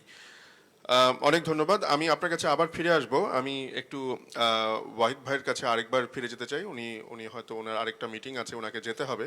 কিন্তু ওয়াহিদ ভাই যাওয়ার আগে আমরা যেটা জানতে চাচ্ছি আপনার কাছ থেকে, যে আমরা জানি যে বিপিও সেক্টর কর্মসংস্থানের জন্য কিন্তু একটা খুব এর উপর একটা বড় ভূমিকা রাখতে পারে কর্মসংস্থানে, এবং বাংলাদেশে যেখানে প্রায় 26 লক্ষ, ইনফ্যাক্ট এখন কোভিডের পরে এটা বেড়ে প্রায় 30 লক্ষ হয়েছে, যে শিক্ষিত বেকার রয়েছে, তাদের জন্য কিন্তু BPO sector can be a blessing, এটা একটা আশীর্বাদ স্বরূপ। কিন্তু আপনার কাছে যেটা জানতে চাই যে এই যে তরুণরা যারা এই সেমিনারটি শুনছেন তাদের কি ধরনের যোগ্যতা থাকা দরকার, কি ধরনের স্কিল থাকা দরকার, দক্ষতা থাকা দরকার, যাতে তারা এই আপনাদের এই ইন্ডাস্ট্রিতে তারা যোগদান করতে পারে। এবং একই সাথে আমার আরেকটি প্রশ্ন, যে এই ইন্ডাস্ট্রিতে কিভাবে নারীদের এবং স্পেশালি যারা স্পেশালি এবলড পিপল যারা আছেন তাদেরকে আমরা কিভাবে এই ইন্ডাস্ট্রিতে নিয়ে আসতে পারি? থ্যাংক ইউ আনন্দ ভাই। আমি যদি প্রথম কোশ্চেনটা অ্যান্সার দিই, দিস ইজ অ্যাকচুয়ালি আমরা যেটা বলে থাকি যে স্টেপিং স্টোন ইন্ডাস্ট্রি, যে অন্য যারা যেমন ফ্রেশ গ্রাজুয়েট করছে ইউনিভার্সিটি থেকে বেরোচ্ছে, তারা তাদের বিভিন্ন জায়গা থেকে যাওয়ার আগে they can come to this industry and work 2 to 3 years and then they can move on to their specific path. কেন আমরা এটা বলছি? বিকজ আমরা ইন্ডাস্ট্রিতে যে কোনো ব্যাকগ্রাউন্ডের লোকরাই নিই এবং আমাদের বেসিক কিছু স্কিল সেট লাগে। তাদের খুব একটা যে ইঞ্জিনিয়ার হতে হবে বা কম্পিউটার সায়েন্সের উপর পড়াশোনা থাকতে হবে বা সফটওয়্যার ডেভেলপমেন্ট জানতে হবে বা হার্ডওয়্যার ম্যানুফ্যাকচারিং জানতে হবে বা মেকানিক্যাল ইঞ্জিনিয়ার জানতে হবে, তা সেরকম কিছু না। Any background anybody can come, বাস কিছু বেসিক স্কিল লাগবে। আমাদের শুদ্ধ ভাষায় বাংলা বলতে হবে, ইংলিশ বলতে জানতে হবে for international work, international market. আমাদের কমিউনিকেশন স্কিল লাগবে, রিটেন। আমাদের অ্যানালিটিক্যাল স্কিল লাগবে, যে একটা জিনিস নিয়ে চিন্তা করতে পারবে, সেটা সে ফোনে যখন কথা সাপোর্ট দিবে, সে একটা কাস্টমারের কথা শুনবে, কথা শুনে সেটাকে বুঝবে, অ্যানালিসিস করবে, তার প্রবলেমটা কি, সেটাকে কিভাবে সলিউশন দিতে পারবে। এই যে analytical skill and doing all this things by themselves, that skill set needs to be there. এখন যেরকম ডিজিটাল, যত আমরা ডিজিটাইজেশনের দিকে যাচ্ছি, এখন কিন্তু ভয়েসের থেকে শুরু হয়ে গেছে, এখন আমরা চ্যাটে সাপোর্ট দিই, চ্যাটিং হচ্ছে, চ্যাটে সাপোর্ট হচ্ছে, ইমেল সাপোর্ট হচ্ছে, আমাদের সোশ্যাল মিডিয়াতে সাপোর্ট হচ্ছে, আমাদের হোয়াটসঅ্যাপ কাস্টমার সার্ভিস চালু হয়ে গেছে, ইভেন ফেসবুকের কমেন্ট পড়ে সেটাকে রিপ্লাই করতে হচ্ছে, মানুষের নেগেটিভ কমেন্টকে কিভাবে সেটাকে পজিটিভ মুড সুইং করাইতে হবে, এই মানে বিভিন্ন ধরনের কাজ কিন্তু এখন চেঞ্জ হয়ে যাচ্ছে ট্র্যাডিশনাল কাজের থেকে। তো এই যে স্কিল সেটটা, বেসিক অ্যানালিটিক্যাল স্কিল সেট, তার লার্নিং স্কিল সেট, সে যাতে নতুন জিনিস অ্যাডাপ্ট করতে পারে, শিখতে পারে, কমিউনিকেশন স্কিল, প্রপারলি একটা ইমেল লিখতে পারে, প্রপারলি অ্যাপ্লিকেশন লিখতে পারে বাংলায় এবং ইংলিশে, এই জিনিসগুলা কিন্তু খুবই খুবই জরুরি, যেটা এখন আমাদের কিন্তু খুবই ল্যাকিং। এবং এটা খুবই একটা মানে ডিসঅ্যাপয়েন্টিং যে আমরা ইংলিশ কেন, আমরা বাংলাতেও প্রপার ছেলে মেয়েরা পাচ্ছি না যে শুদ্ধ বাংলা ভাষা বলতে পারে, তাদের মধ্যে একটা আঞ্চলিক টান থাকছে, আঞ্চলিক টান দিয়ে তারা কথা বলছে। তো এই জায়গাগুলো কিন্তু আমাদের পরিহার করা উচিত। যারা এখন ইয়াং জেনারেশন আছে, যারা দেখছেন, আমি তাদেরকে বারবার রিকোয়েস্ট করব যে আপনারা কিন্তু নিজেদেরকে রেডি করেন, নিজেদেরকে ট্রেন করেন বা স্কিল ডেভেলপ করেন before you come to the industry, তাহলে আপনাদেরও বেনিফিটেড হবেন, কান্ট্রি বেনিফিটেড হবে, ইন্ডাস্ট্রি বেনিফিটেড হবে। সেকেন্ড কোশ্চেন যেটা আপনার ছিল যে ইন্ডাস্ট্রিতে মহিলা এবং স্পেশালি চ্যালেঞ্জ যারা আছে, ফ্যান্টাস্টিক ইন্ডাস্ট্রি। স্পেশালি আমাদের এখানে অনেক মেম্বার আছে যাদের কোম্পানিতে এখনই অনেকেই স্পেশাল চ্যালেঞ্জ এমপ্লয়িরা কাজ করছে, বিকজ আমাদের এখানে কিন্তু ধরেন ইট ইজ কেউ ফোনে হেডফোন দিয়ে কথা বলছে, সে টাইপ করছে, তার কিন্তু কোনো জায়গায় যেতে হচ্ছে না, তার কোনো দৌড়াদৌড়ি করতে হচ্ছে না, তার জাস্ট কথা শুনতে হচ্ছে, লিখতে হচ্ছে, টাইপ করতে হচ্ছে, সাপোর্ট দিতে হচ্ছে। So this is a fantastic industry.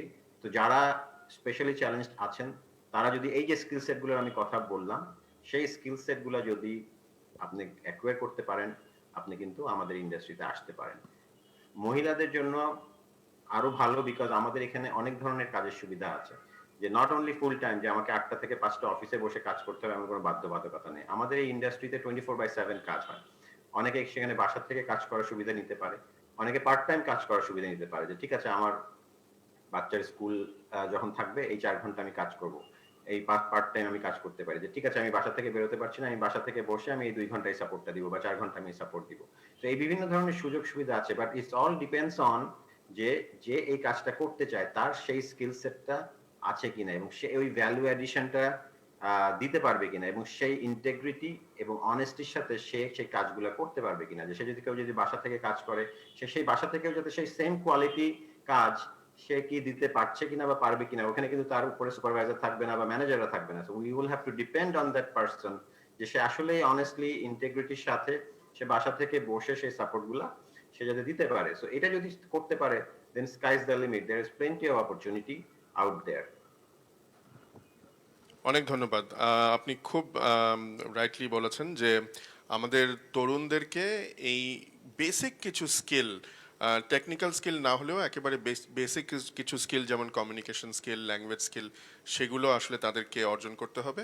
এবং একই সাথে আপনি নারীদের কথা বলেছেন। নারীরা যারা আমাদের পপুলেশনের প্রায় 50%, তাদেরকে আমরা কিভাবে সম্পৃক্ত করতে পারি, তারা ঘরে বসেও কাজ করতে পারে। এবং সত্যি বলেছেন যে আইসিটি ইন্ডাস্ট্রি কিন্তু একটা খুব আইডিয়াল ইন্ডাস্ট্রি, স্পেশালি ফর আমাদের যারা উইমেন আছেন, যারা নারী আছেন, তারা দরকার হলে অফিসে না এসে ঘরে বসেও কাজ করতে পারেন, ঠিক যেমনটা আমরা করছি গত প্রায় 7-8 মাস ধরে। এবং আমাদের প্রোডাক্টিভিটি কিন্তু কোনো অংশে কমেনি এতে। সো অনেক অনেক ধন্যবাদ ওয়াহিদ ভাই। আমি আমাদের বাংলাদেশ কম্পিউটার সমিতির সভাপতি মহোদয় জনাব শহীদুল মনিরের কাছে একটু যেতে চাই।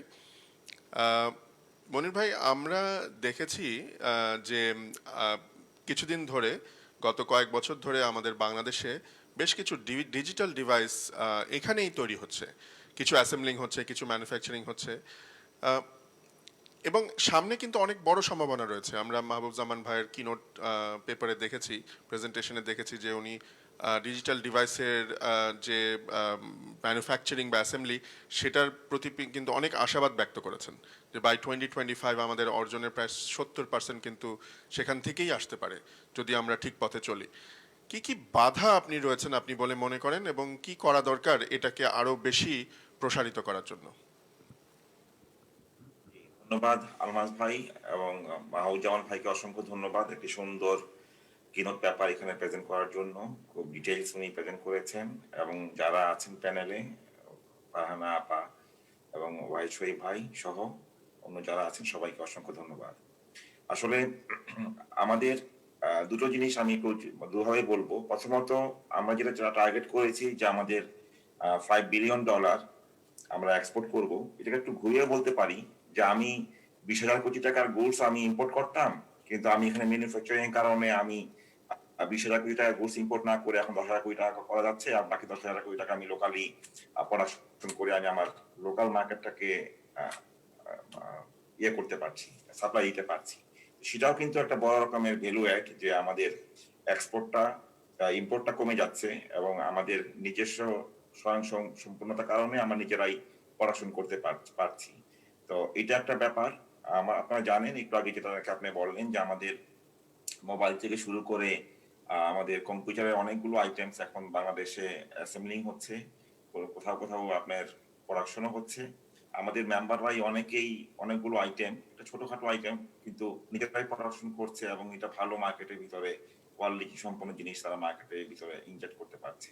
তা আমি যেটা নাকি আশাবাদী, আমি একটু মানে যেহেতু আমি লম্বা সময় ধরে আছি এবং আমাদের আশেপাশের ইন্ডিয়া এবং অন্যান্য দেশের যে মার্কেটগুলো যেটা আছে, আপনি দেখেন আমাদের কম্পিউটার কিন্তু 30-35 বছর আগে, 40 বছর আগে থেকে এইচপি, ডেল, লেনোভো তারা তাদের যাত্রা শুরু করেছে। কাজেই ওখানে যে কম্পিটিশন করে আমি যদি শুধুমাত্র ল্যাপটপ বলি তাহলে কিন্তু আমাদের ওইখানে কিন্তু কম্পিটিশন করে আমাদের টিকে থাকা খুব কঠিন হয়ে যাচ্ছে। কিন্তু আপনি যদি আইওটি বলেন, এআই বলেন, রোবোটিক্স বলেন, এটার যাত্রাটা কিন্তু শুরু হয়েছে আমাদের এই সমসাময়িক সময় থেকেই। কাজেই ওখানে কিন্তু আমরা খুব পিছিয়ে নেই। তো এবং সেই ক্ষেত্রে এই যে ব্যাপারগুলো আমি বললাম, যে ফিল্ডগুলি আমি বললাম, যে এআই, রোবোটিক্স অথবা আইওটি, এখানে কিন্তু আমাদের সম্ভাবনার দ্বারটা কিন্তু অনেক বড়। এবং মাহবুব ভাই কিন্তু খুব রাইটলি পয়েন্ট আউট করেছেন যে আমরা যেই টার্গেটটা নিয়েছি $5 বিলিয়ন, 70% ওখান থেকে আসা সম্ভব, এটা কিন্তু খুব জাস্টিফাইড ভাবেই উনি উল্লেখ করেছেন। এবং এই এই অ্যামাউন্টটা আসতে পারে শুধুমাত্র আমি যেই সেক্টরগুলির কথা বললাম, রোবোটিক্স এবং এই সেক্টরগুলি থেকে কিন্তু আসতে পারে। কারণ এখানে কিন্তু আমরা আমাদের সঙ্গে কিন্তু এর সঙ্গে কম্পিটিশন হবে, তারাও নতুন, তারাও নতুন। সেই ক্ষেত্রে আমি বলবো যে আমাদের ফোকাসিংটা আগে ঠিক করতে হবে, যে আমরা আসলে কোথায় ফোকাসিংটা করব। এখন যদি আমরা শুধুমাত্র বলি যে না খালি ল্যাপটপ প্রোডাকশন করবো, সেক্ষেত্রে আমার মনে হয় না যে খুব বেশি দূর ভ্যালু অ্যাড করা কিছু এখানে আছে। কাজে ভ্যালু অ্যাড আমরা কোথায় করতে পারি, কোথায় আমাদের মেধাগুলো আমরা দিয়ে এখন আমাদের ইন্টারন্যাশনাল মার্কেটে যারা নাকি আমাদের কম্পিটিটর আছে ওদের সঙ্গে আমি ফাইট দিতে পারি, এই ব্যাপারটা বিবেচনা করার সময় চলে আসছে। এবং আমরা, আপনার জেনে খুশি হবেন যে মাহবুব ভাই সহ যেমন আলমাজ কবি ভাইও আছেন, আমরা সবাই মিলে কিন্তু ওই ফোকাসিং, ওই জায়গাটা নিয়ে কিন্তু আমরা কাজ করছি অলরেডি। এবং আমি খুব আশাবাদী আমরা যে কাজটা করছি এই কাজের ফলে মাহবুব ভাই যেভাবে টার্গেটটা করেছেন ওই টার্গেটে ইনশাল্লাহ আমরা পৌঁছাতে পারবো এবং আমাদের লক্ষ্য আমরা অর্জন করতে পারবো। অনেক ধন্যবাদ। আমি যদি সময় থাকে আপনার কাছে আবার ফিরে আসব। আমরা এখন আমাদের মিনিস্ট্রি অফ ফরেন অ্যাফেয়ার্সের ডিরেক্টর জনাব মুনতাসির মামুনের কাছে একটু আসতে চাচ্ছি। মুনতাসির ভাই, আপনি শুনলেন আমাদের ইন্ডাস্ট্রির যারা নেতৃবৃন্দ আছেন তাদের কাছ থেকে, এবং কিনোট পেপারেও দেখেছেন যে আমাদের বিভিন্ন দেশে আসলে এখন যে কটা দেশে আমরা এক্সপোর্ট করছি সেগুলো আরো বাড়াতে হবে। আরো আরো নতুন নতুন দেশে কিন্তু আমাদের এক্সপোর্ট বাড়াতে হবে যদি আমরা আমাদের লক্ষ্যমাত্রা অর্জন করতে চাই। সবচেয়ে বড় বাধা যেটা আমরা দেখি সবসময়, যে আমাদের দেশের যে ব্র্যান্ডিংটা সেটা একটু অন্যরকম। এটা আমাদের একটা চিপ লেবারের দেশ হিসাবে আমরা দেখি, এবং যে কারণে আমরা আরএমজিতে আমরা সেকেন্ড পজিশনে আছি চায়নার পরপরই। কিন্তু কি করে আমরা একটা দক্ষ জনসম্পদের দেশ এইরকম একটা রিব্র্যান্ডিং করতে পারি, এবং এ ব্যাপারে আমাদের ফরেন মিনিস্ট্রি, আমাদের পররাষ্ট্র মন্ত্রণালয় কিভাবে কাজ করতে পারে তাদের এমবাসি বা হাই কমিশনগুলোর মাধ্যমে, সেটা আপনার কাছে একটু শুনতে চাই। কারণ আমরা জানি যে এখন কিন্তু ইকোনমিক ডিপ্লোম্যাসির যুগ। সো আমাদের কিভাবে ওই বিদেশের বিভিন্ন দেশের সাথে আমাদের ইকোনমিক এবং ট্রেড এগুলো রিলেশনশিপ কিভাবে আমরা বাড়িয়ে এবং এই রিব্র্যান্ডিং এর মাধ্যমে আমরা আইটি পণ্যকে কিভাবে আরো বেশি পপুলার করতে পারি, আপনাদের কোনো পরিকল্পনা আছে কিনা, কোনো পরামর্শ আছে কিনা? Thank you very much, Almas bhai. Am I audible? জি, you are. Can you hear me? Yes. Okay, that's great. So, Amar Monhoy, thank you very much. First of all, it's a wonderful initiative and it's great to be here. I see that the Commerce Ministry is also there and the senior officer is also here and also from the industry. So it's basically a wonderful place to be here. If you'd allow me, I'll go back a little bit because Amra over last couple of months, we are trying to reorganize ourselves and we are trying to put the Minister of Foreign Affairs into a facilitating mode so that we become party to both the industry and the other agencies of the government. Minister of Commerce, Minister of Industry, BIDA, all the other agencies and the organizations. What we plan to do is to rebrand basically ourselves, Minister of Foreign Affairs, so that we become a platform for everyone, including the industry and the other ministries and the other agencies, to access, reach, and utilize the foreign markets. So if you'd allow me, then I'll go back, or rather go into a little bit of a presentation, not a presentation per se, but a short PowerPoint, which is basically systems perspective for a new normative. See, আমরা যেভাবে basis থেকে বললেন এবং keynote speaker খুব ইলোকুয়েন্টলি, খুব সুন্দরভাবে বলেছেন যে আমরা এ দেশটা চেয়েছি কিনা, yes, we wanted this. But this was basically rebranded in 2008 and during the elections. It started with a small and very simple, let's say, ideation, developing human resources ready for service and also connecting the citizens in the most meaningful measure. Honourable prime minister যেভাবে vision 2021 develop করেছিলেন, আমরা সেখান থেকে কিউটা নিয়েছি যে how to we started from there to see how we can be more meaningful, how we can be more relevant. Foreign ministry, foreign country তেও foreigners, বাংলাদেশেও foreign, no. We want to be party to everything. We don't want control. We rather would like to assist everything that you'd like to do. Of course, everything legal.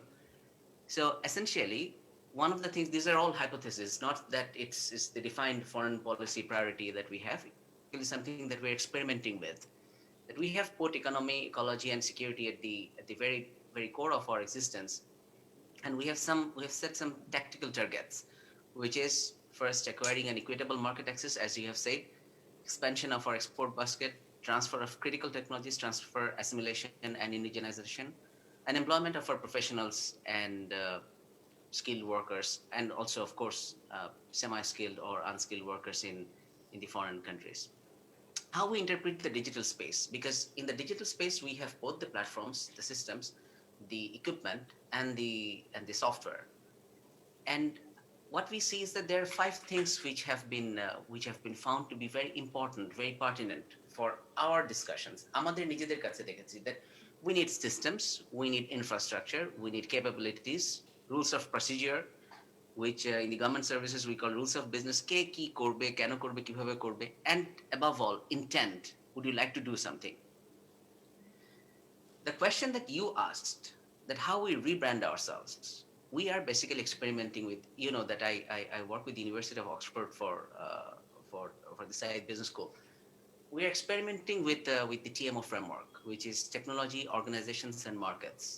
This yellow circle that you see inside is basically something that is almost like a lens. We put in technology, we put in organizations, we put in markets. To get what? Of course, to achieve the strategic objectives like economy, ecology, and good governance. But to deliver technical applications, both at the protocol layer and also at the application layer, equitable distribution of benefits, and of course, as everyone has pointed out, finance. The cyberspace that you're dealing with, everyone knows the temporality, the physicality, the fluidity. But what do we exactly need? To answer your question, how do you rebrand? We need to have funds, we need to have technology, we need to have management skills, market access, and brand equity and capabilities. We need it. But how do you get it? We are trying to develop, as you have seen, that I'm director for international trade, investment, and technology. We're putting in 3 different areas into one schematic diagram, let's put it that way. And thematically, if you look at this strategic business framework, if you can see the PowerPoint, we'd like to connect the consumer markets with the factor markets. Factor markets টা আগে বলি, factor markets টা হচ্ছে হলো যেভাবে keynote speaker বলেছেন, wonderfully portrayed, and also BCC থেকে এবং BASIS থেকে Farhan Appa বলেছেন, that our individuals, our boys and girls have brain, they have design thinking. Maybe they're not very eloquent in their expressions, maybe they're not very articulate in their expressions, maybe they don't exactly know what they're dealing with at this moment, but they are nimble, they learn fast, and we'd like to capitalize that, and we'd like to connect those brains and those hands, hand-to-eye coordination, with the ultimate consumer markets. Consumer markets, as just someone immediate prior who said that the consumer markets could be at home as well, that replace the 10,000 crore within the country. Yes, that could be a possibility. And that's not an invalid possibility. That's a very much valid possibility. We'd like to connect those factors of production into the consumer markets. How? We adapt, aggregate, and do arbitrage. If you look at it, it's a Gemawat model. And this is an old, let's say 2007 business model. But we have done a little bit of an adaptation on that. We're just experimenting with it. I'm telling you again that we'd like to see how things shape up, because your $5 billion of target is also our $5 billion. Because we believe that as Ministry of Foreign Affairs, as a ministry of the government of Bangladesh, we serve you. We are here to serve you. And we'd like to do it in the most intelligent manner possible. And it's one government, one mission. Someone said that অ্যাম্বাসেডাররা যান foreign ministry থেকে, commercial councillor যান commerce ministry থেকে। No, everyone goes from the government of Bangladesh. Even if someone is a political appointee, he or she becomes part of the government. So it's one government, one country, and one mission. What do? We access the markets. We leverage our positions. আমরা যদি কোনো জায়গায় কোনো কিছু না করতে পারি, then we'll adapt. কোনো জায়গায় যদি আমরা দেখি আমাদের friendly force পাওয়া গেছে, then we'll do aggregation. And if we find differences in markets, like in Japan, as I can see, we do arbitrage. We take advantage of the differences in pricing and see how we can place ourselves. And then, of course, we do demand management and complementary asset portfolios, and we go through the delivery ecosystem. One very important element that I must admit that we are still experimenting, Bangladesh সরকার কিন্তু গত 10 বছরে huge পরিমাণে complementary asset portfolio deploy করেছে. Just go around in any single village or in union or in a thana, উপজেলা তথ্য বাতায়ন, just name it. There is a host of assets which the government has already built and deployed. If you could connect those assets and bring it under a branding ecosystem, a branding perspective, then what we have is a tangible product, not only a commodity or a service, maybe both. And how do you do that? Another experiment that we are thinking of doing, or rather we have already started doing, we have not made much fuss about it because we are still experimenting and would not like to come up with something unfinished and which will of course become unpopular. If we can create special purpose vehicles to connect the markets and go into the equity domain, the private equity domain, and also we don't want the organizations to be dependent on loans. We want the organizations to be accessing the huge private equity sphere accessible in the European markets. Farhan Appa যেমন বলেছেন যে that they are opening offices in USA and EU and Africa and Japan. Perfect. How do you want them to be financed? And we have, let's say, in the Ministry of Foreign Affairs, Bangladesh সরকার 78টা mission in different countries of the world already খুলেছে. Imagine a company which has 78 offices all over the world, fully staffed, fully functional, maybe not as good as you'd wish to be, but it is there. Use it. Connect it. আমি foreign service officer হিসেবে একটা জিনিস দেখেছি, সেটা হচ্ছে যে আমরা অনেক কিছু জানি না. I admit that this is our fault, but partly it is also your fault as industry that you have never let us know what you're doing. And আমি নিজে হয়তো আর্টিফিশিয়াল ইন্টেলিজেন্স পড়াই, but that's my personal area. As institution, I have never received a single email from anyone. I think that there is a serious disconnect. If you could create that connect, if you could create that bridge, what we come up with is an action plan. So from the foreign ministry, now we are coming to specifically the answer that you are asking for, that we have a 4x4 action plan, action matrix. First, we'd like to define a prioritized strategic business framework for Bangladesh with all products, with the 5 major commodity groups in the beginning, and of course, ultimately with all exportable items, where we have international trading and investment advantage. We'd like to analyze the markets which could host the products, services, and solutions. And we'd like to also analyze those areas, the trends and the characteristic traits of those evolutions which those markets are experiencing, and then preparing an action plan. See, we are not in business, but we can be a facilitator to whatever that you do. And that is where the link is. I think Ms. Farhana was saying that at one point it was very difficult for the industry to speak to the government. Now we want you to speak to us. আমরা ওয়েবিনারটা postpone করেছি গত 2 তারিখে because we would like to make it slightly more stakeholder oriented, and we'd like to bring in more stakeholders, particularly with the PPP and also the high-tech park authorities. And there's also a time frame that we are working with. It may not be your time frame, but it is something that we have in mind, again, experimentally, that in short term, what we want: capacity development, qualified HR creation as for the BPO, assembly plant workers, coders, developers. For the midterm, can we create fabrication plants? Can we already design semiconductors? Can we create a fabrication plant? Fintech is one of the areas that I think we have serious advantage, because in Africa, the mobile payments, and also in Europe, in East Europe to be specific, can we supplement and complement those markets? And in the long term, of course, nanotechnology and artificial intelligence. I'd not like to go into the details of what we have here. We can share it during the webinar that we are going to host. Of course, we are going to host this. But essentially, these are the 8 things that from my wing that we'd like to gain from the web space. Gain predictive intelligence, initiate improvised cybersecurity programs, stronger private sector diversification, establish government as a service provider to citizens, plan for universal healthcare and skill-wise education, fintech, electronic revenue collection. These are some of the, I'd not call it arbitrary, but initial experimenting ideas. We'd also like to assist incubation of entrepreneurial activities. একটা ব্যাপারে আমরা hi tech পার্কে request করেছি to consider that, let's say if we have an entrepreneur working in the EU or US areas, geographic locations, and if you could bring their initiative into our established facilities, because we already have dug deep in. We have the facilities, we have the manpower or the human resources, and we also have the digital resources. If those are unutilized or underutilized or suboptimally utilized, could we bring in entrepreneurs from those areas and tell them that we have these facilities over here with us? Come, use it.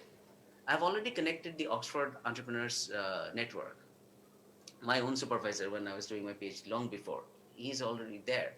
So we're trying to work it out to see that if Bangladesh could become a destination for incubation of entrepreneurship and innovation, both innovation and entrepreneurship. Unless someone has some experience of failing, nobody can become an entrepreneur. Of course, there could be an arbitrary value, but usually they don't. So where we go, how we go, aggressive, defensive, conservative, competitive? I think personally, we go for the aggressive strategy. 5 billion in 5 years, very much possible. Why? Because it's a disruption. It's an era of disruption. Disruption is happening in finance, disruption is happening to markets, and disruption is happening to ratings. Bangladesh and Turkey hold the same investment grading, BBB-. Now, if we could collateralize our assets, we go up. And it's also a question of identity. Unless we step in, unless we assert and we claim our legitimate place in the Committee of Nations, we become a non-playing character. Anyone who is designing video games would be knowing about the NPCs.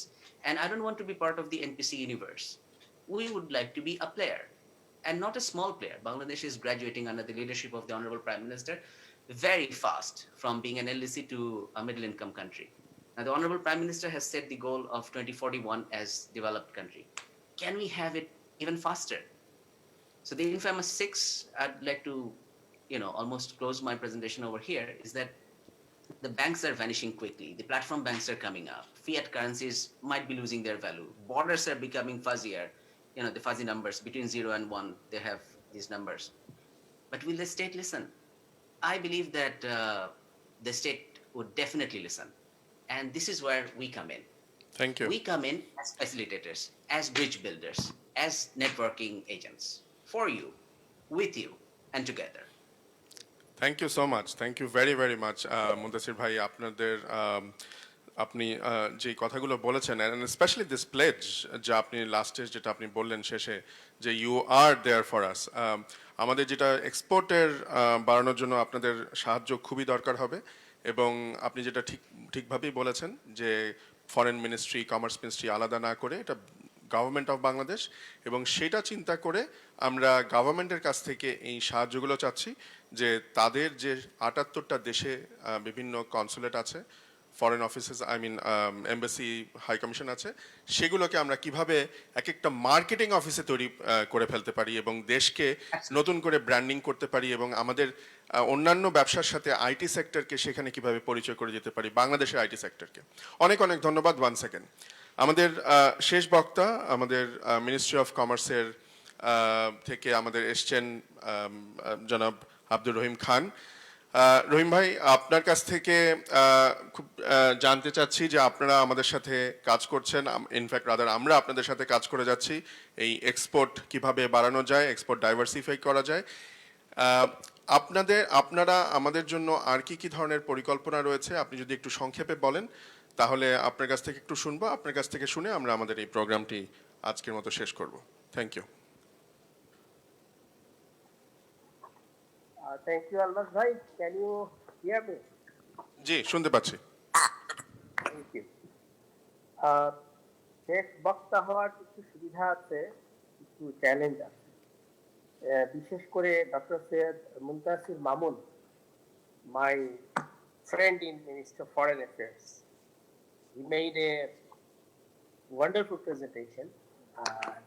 He tasked me for reasons like he emphasized on the knowledge side of the issue we are discussing today. And then also emotionally, he has mentioned to work together as one nation with one goal. পাশাপাশি আমাদের বাক্য থেকে এবং computer সমিতি থেকে ওয়াহিদ শরীফ ওনারা চমৎকার কিছু পয়েন্ট তুলে এনেছেন এবং অ্যাভাবল আমাদের প্রেজেন্টার কিনোট প্রেজেন্টেশন দিয়েছেন। তিনি কতগুলো চ্যালেঞ্জের কথা বলেছেন, কতগুলো অপরচুনিটিজের কথাও বলেছেন। I will be very brief এবং আমি শুরু করতে চাই এইভাবে যে আমরা সবাই জানি আরএমজি কে আমরা one of the top exporters এবং বলা হয়ে থাকে we are the second. In fact after China, যখন ওরা করছে প্রায় আপনার 114-15 বিলিয়ন ডলার, আমরা সেকেন্ড হয়েছি with figure like 35 to 40 billion dollar. So এটা একটা ইস্যু। বাট এগেইন আপনি যদি গ্লোবাল চাঙ্ক কনসিডার করেন, আমরা সম্ভবত অ্যারাউন্ড 8 to 9% অফ টোটাল যে গ্লোবাল ডিমান্ড আরএমজিতে আমরা মিট করছি। এখানটায় আমি যেটা রিলেট করতে চাই, আমরা যে 5 বিলিয়ন টার্গেট করেছি বাই 2025, প্রবাবলি ওই সময়ে এইটার গ্লোবাল মার্কেট সাইজ হবে প্রায় 400 billion dollar, even 500 billion dollar হতে পারে। 2025 সালে যদি 500 বিলিয়ন ডলার হয় গ্লোবাল মার্কেট সাইজ, সেখানে আমার চাহিদা হচ্ছে 5 বিলিয়ন ডলার। আমি মনে করি না এটা আমাদের জন্য মানে খুব অ্যাম্বিশিয়াস কিছু। এন্ড সেকেন্ড, আপনি যে ইস্যুটায় আমাকে ফ্ল্যাগ করতে বলেছেন, সেখানটায় যাওয়ার আগে আমি ছোট্ট করে বলতে চাই যে দেখেন, ইন্ডিয়া এই মুহূর্তে প্রায় 80 বিলিয়ন ডলার আর্ন করছে ফ্রম আইটিএস। তো সেখানে পাশাপাশি শ্রীলঙ্কার দিকে যদি তাকাই, আরেকটা সাউথ এশিয়ান কান্ট্রি, আমাদের সার্কের মেম্বার, 2 বিলিয়ন ডলার। আমি বিশ্বাস করি, জনাব আলমাস কবির প্রায়ই বলে থাকেন বিভিন্ন ফোরামে, আমাদের প্রচুর সম্ভাবনা আছে এবং আমরা যখনই সম্ভাবনাগুলো ডায়াগনোসিস করতে চাই, খুব সম্প্রতি আমাদের বাংলাদেশ ফরেন ট্রেড ইনস্টিটিউট একটা স্টাডি রিভিল করেছে, যেখানটায় তারা কতগুলো চ্যালেঞ্জ আইডেন্টিফাই করেছে। এবং আজকের অনেক বক্তাই কিন্তু বলেছে যে আমরা বারবারই বলি আমরা প্রায় 16 কোটির দেয়, সত্যিকার অর্থে আমাদের সেই স্কিল ম্যান পাওয়ার আছে কিনা, it is still a question. ইনফ্রাস্ট্রাকচারের কথা বলা হয়, আনইন্টারাপ্টেড ইলেকট্রিক পাওয়ার সাপ্লাইয়ের কথা বলা হয়, আমাদের অনলাইন কোয়ালিটির কথা বলা হয়, আমাদের সার্ভিস, দেয়ার আর ইস্যুস। আমি খুব লম্বা করতে চাই না, সময় অনেকখানি হয়েছে। আমি শুধু এটুকু বলতে চাই, ministry of commerce is really very serious about the export diversification. এবং এর একটা বড় কারণ হচ্ছে আমার বাস্কেটের প্রায় 85% হচ্ছে RMG, which is definitely do not indicate a healthy sign. সেই কারণেই আমাকে কিন্তু ডাইভার্সিফিকেশনের দিকে যেতে হবে। সেকেন্ড হচ্ছে, আমি কেবলমাত্র শ্রম এবং সস্তা মজুরির দেশ এই ব্র্যান্ডিং নিয়ে কতদিন থাকবো। আজকে দেখেন বিভিন্ন দেশ কিন্তু ব্র্যান্ডিং এ চেঞ্জ আছে। এক সময় থাইল্যান্ডকে মানুষ যে নামে যে কারণে চিনতো, এখন কিন্তু থাইল্যান্ডকে সে নামে মানুষ চিনছে না, সে তার পরিচিতিটাকে বদলে নিচ্ছে। একইভাবে আমাদেরকেও সেই পথেই হাঁটতে হবে এবং সেই জন্য আমাদেরকে ডক্টর মুনতাসির মামুন যেটা বলেছে যে we have to work together. এখন এক জায়গায় একত্রে কাজ করতে গেলে আমাদেরকে খুব ফোকাসড একটা ইনিশিয়েটিভ নিতে হবে। বাণিজ্য মন্ত্রণালয় থেকে আমরা যেটা করেছি, বেসিসের সাথে কোলাবোরেশন করে বা বেসিসকে সাথে নিয়ে আমরা নতুন 5টা দেশে আইটি ডেস্ক তৈরি করতে যাচ্ছি। পাশাপাশি আমরা এই কথা জানি যে access to finance is a great challenge, এবং বাংলাদেশ ব্যাংকের সাথে আমাদের বাণিজ্য সচিব ইন পার্টিকুলার আমাকে বলতেই হয়, আমরা কিন্তু উদ্যোগ নিয়েছি হাউ টু ফ্যাসিলিটেট এবং কিভাবে মানে এই সেক্টরের ইনভেস্টরদেরকে ফাইন্যান্সিয়াল সাপোর্ট বা ইনক্লুশন এনশিওর করা যায়, এইটার উপরে আমরা বিশেষভাবে কাজ করছি। এবং আমি আজকে এখানটায় বিস্তারিত বলতে চাই না, আমি শুধু এটুকু বলতে চাই আমাদের বিএফটিআই আন্ডার স্টাডি থেকে যেটা বের হয়ে আসছে, access to finance is one of the great barrier, যেটা কিনোট প্রেজেন্টেশনে উঠে এসছে। এই জায়গাটায় আমরা এখন বাংলাদেশ ব্যাংকের সাথে কাজ করে যাচ্ছি যৌথভাবে। আশা করছি আমাদের প্রজেক্ট লঞ্চের পাশাপাশি আমরা এই অ্যাক্সেস টু ফাইন্যান্সটাকে একটা পর্যায়ে নিয়ে আসতে পারবো, যেখানটায় উদ্যোক্তারা সহজে তাদের যে এন্টারপ্রাইজেস আছে সেইগুলো নিয়ে কাজ শুরু করতে পারে। কারণ 150 কোম্পানি এক্সপোর্ট করছে, it's not enough to reach $5 billion. আমার মনে হয় সেই জায়গাটা কমার্স মিনিস্ট্রির focus, and I hope within a few months we'll be in a place to share the result with the business leaders in the sector, and also we can reach our goal together. So thank you very much. সময় বেশি থাকলে হয়তো আমি মুনতাসির মামুনের দুই একটা বিষয়ে respond করতাম, বাট আই হোপ ওর সাথে আমার ইন্টারাকশন হবে, and I will discuss in detail to move further. Thank you all. Thank you so much. অনেক অনেক ধন্যবাদ রহিম ভাই, এবং আপনারা সবসময় আমাদেরকে সাপোর্ট দিয়ে এসছেন মিনিস্ট্রি অফ কমার্স, সেজন্য আপনাকে, সচিব মহোদয়কে এবং মাননীয় মন্ত্রী মহোদয়কে অনেক অনেক ধন্যবাদ জানাচ্ছি আমাদের পুরো ইন্ডাস্ট্রির পক্ষ থেকে। সুধীমণ্ডলী, আমাদের সময় আসলে শেষ। এ বিষয়ে আসলে আরও অনেক অনেক কথা বলার আছে। আমরা আশা করি এ বিষয়ে আমরা আরও অন্য প্ল্যাটফর্মে আমরা এ বিষয়ে ওয়েবিনার বা সেমিনার আমরা আয়োজন করব। আপনারা শুনেছেন পররাষ্ট্র মন্ত্রণালয় থেকে আরেকটি ওয়েবিনার আয়োজন করা হবে। আমরা মোটামুটি আজকে যা বুঝলাম যে আমাদের যে টার্গেট যেটা রয়েছে সেটা কিন্তু খুবই একটা অ্যাটেনেবল টার্গেট, যেটা আমরা রিচ করার মতোই, এবং সেটা রিচ করার জন্য আমরা এখন সফটওয়্যার বানাচ্ছি, আমরা আইটি এনেবল সার্ভিস বানাচ্ছি, আমরা এখন ডিজিটাল ডিভাইস ম্যানুফ্যাকচার করা শুরু করেছি। এই ধরনের এবং বিপিও যে আমাদের আউটসোর্সিং ইন্ডাস্ট্রি আছে সেটাও আস্তে আস্তে বাড়ছে। এগুলোকে আমাদেরকে আরও বেশি করে ডাইভার্সিফাই করতে হবে।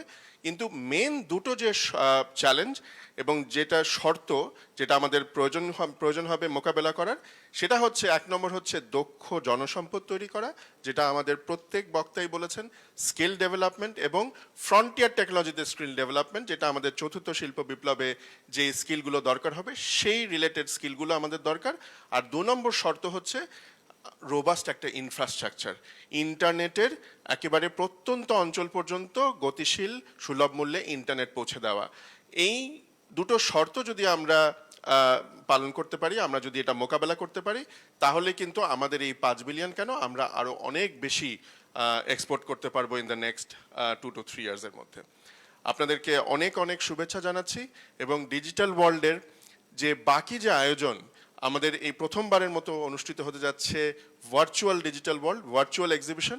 আপনারা গুগল প্লে স্টোর এবং অ্যাপল স্টোর থেকে ডিজিটাল ওয়ার্ল্ড 2020 অ্যাপ ডাউনলোড করে সেই অ্যাপের মাধ্যমে অথবা আপনাদের পিসির মাধ্যমে আমাদের এই ডিজিটাল ওয়ার্ল্ডের যে এক্সিবিশনগুলো সেগুলো ঘুরে দেখতে পারেন, এবং আমাদের দেখতে পাবেন যে আমাদের সরকারের গত 1 দশকের যে সফলতা এবং অর্জনগুলো, এবং সামনে কি কি আসতে যাচ্ছে, এবং আমাদের লোকাল ইন্ডাস্ট্রির যে সক্ষমতা সেগুলো আপনারা এখানে দেখতে পাবেন। আবার সবাইকে ধন্যবাদ জানাচ্ছি। আপনারা ভালো থাকবেন, সুস্থ থাকবেন।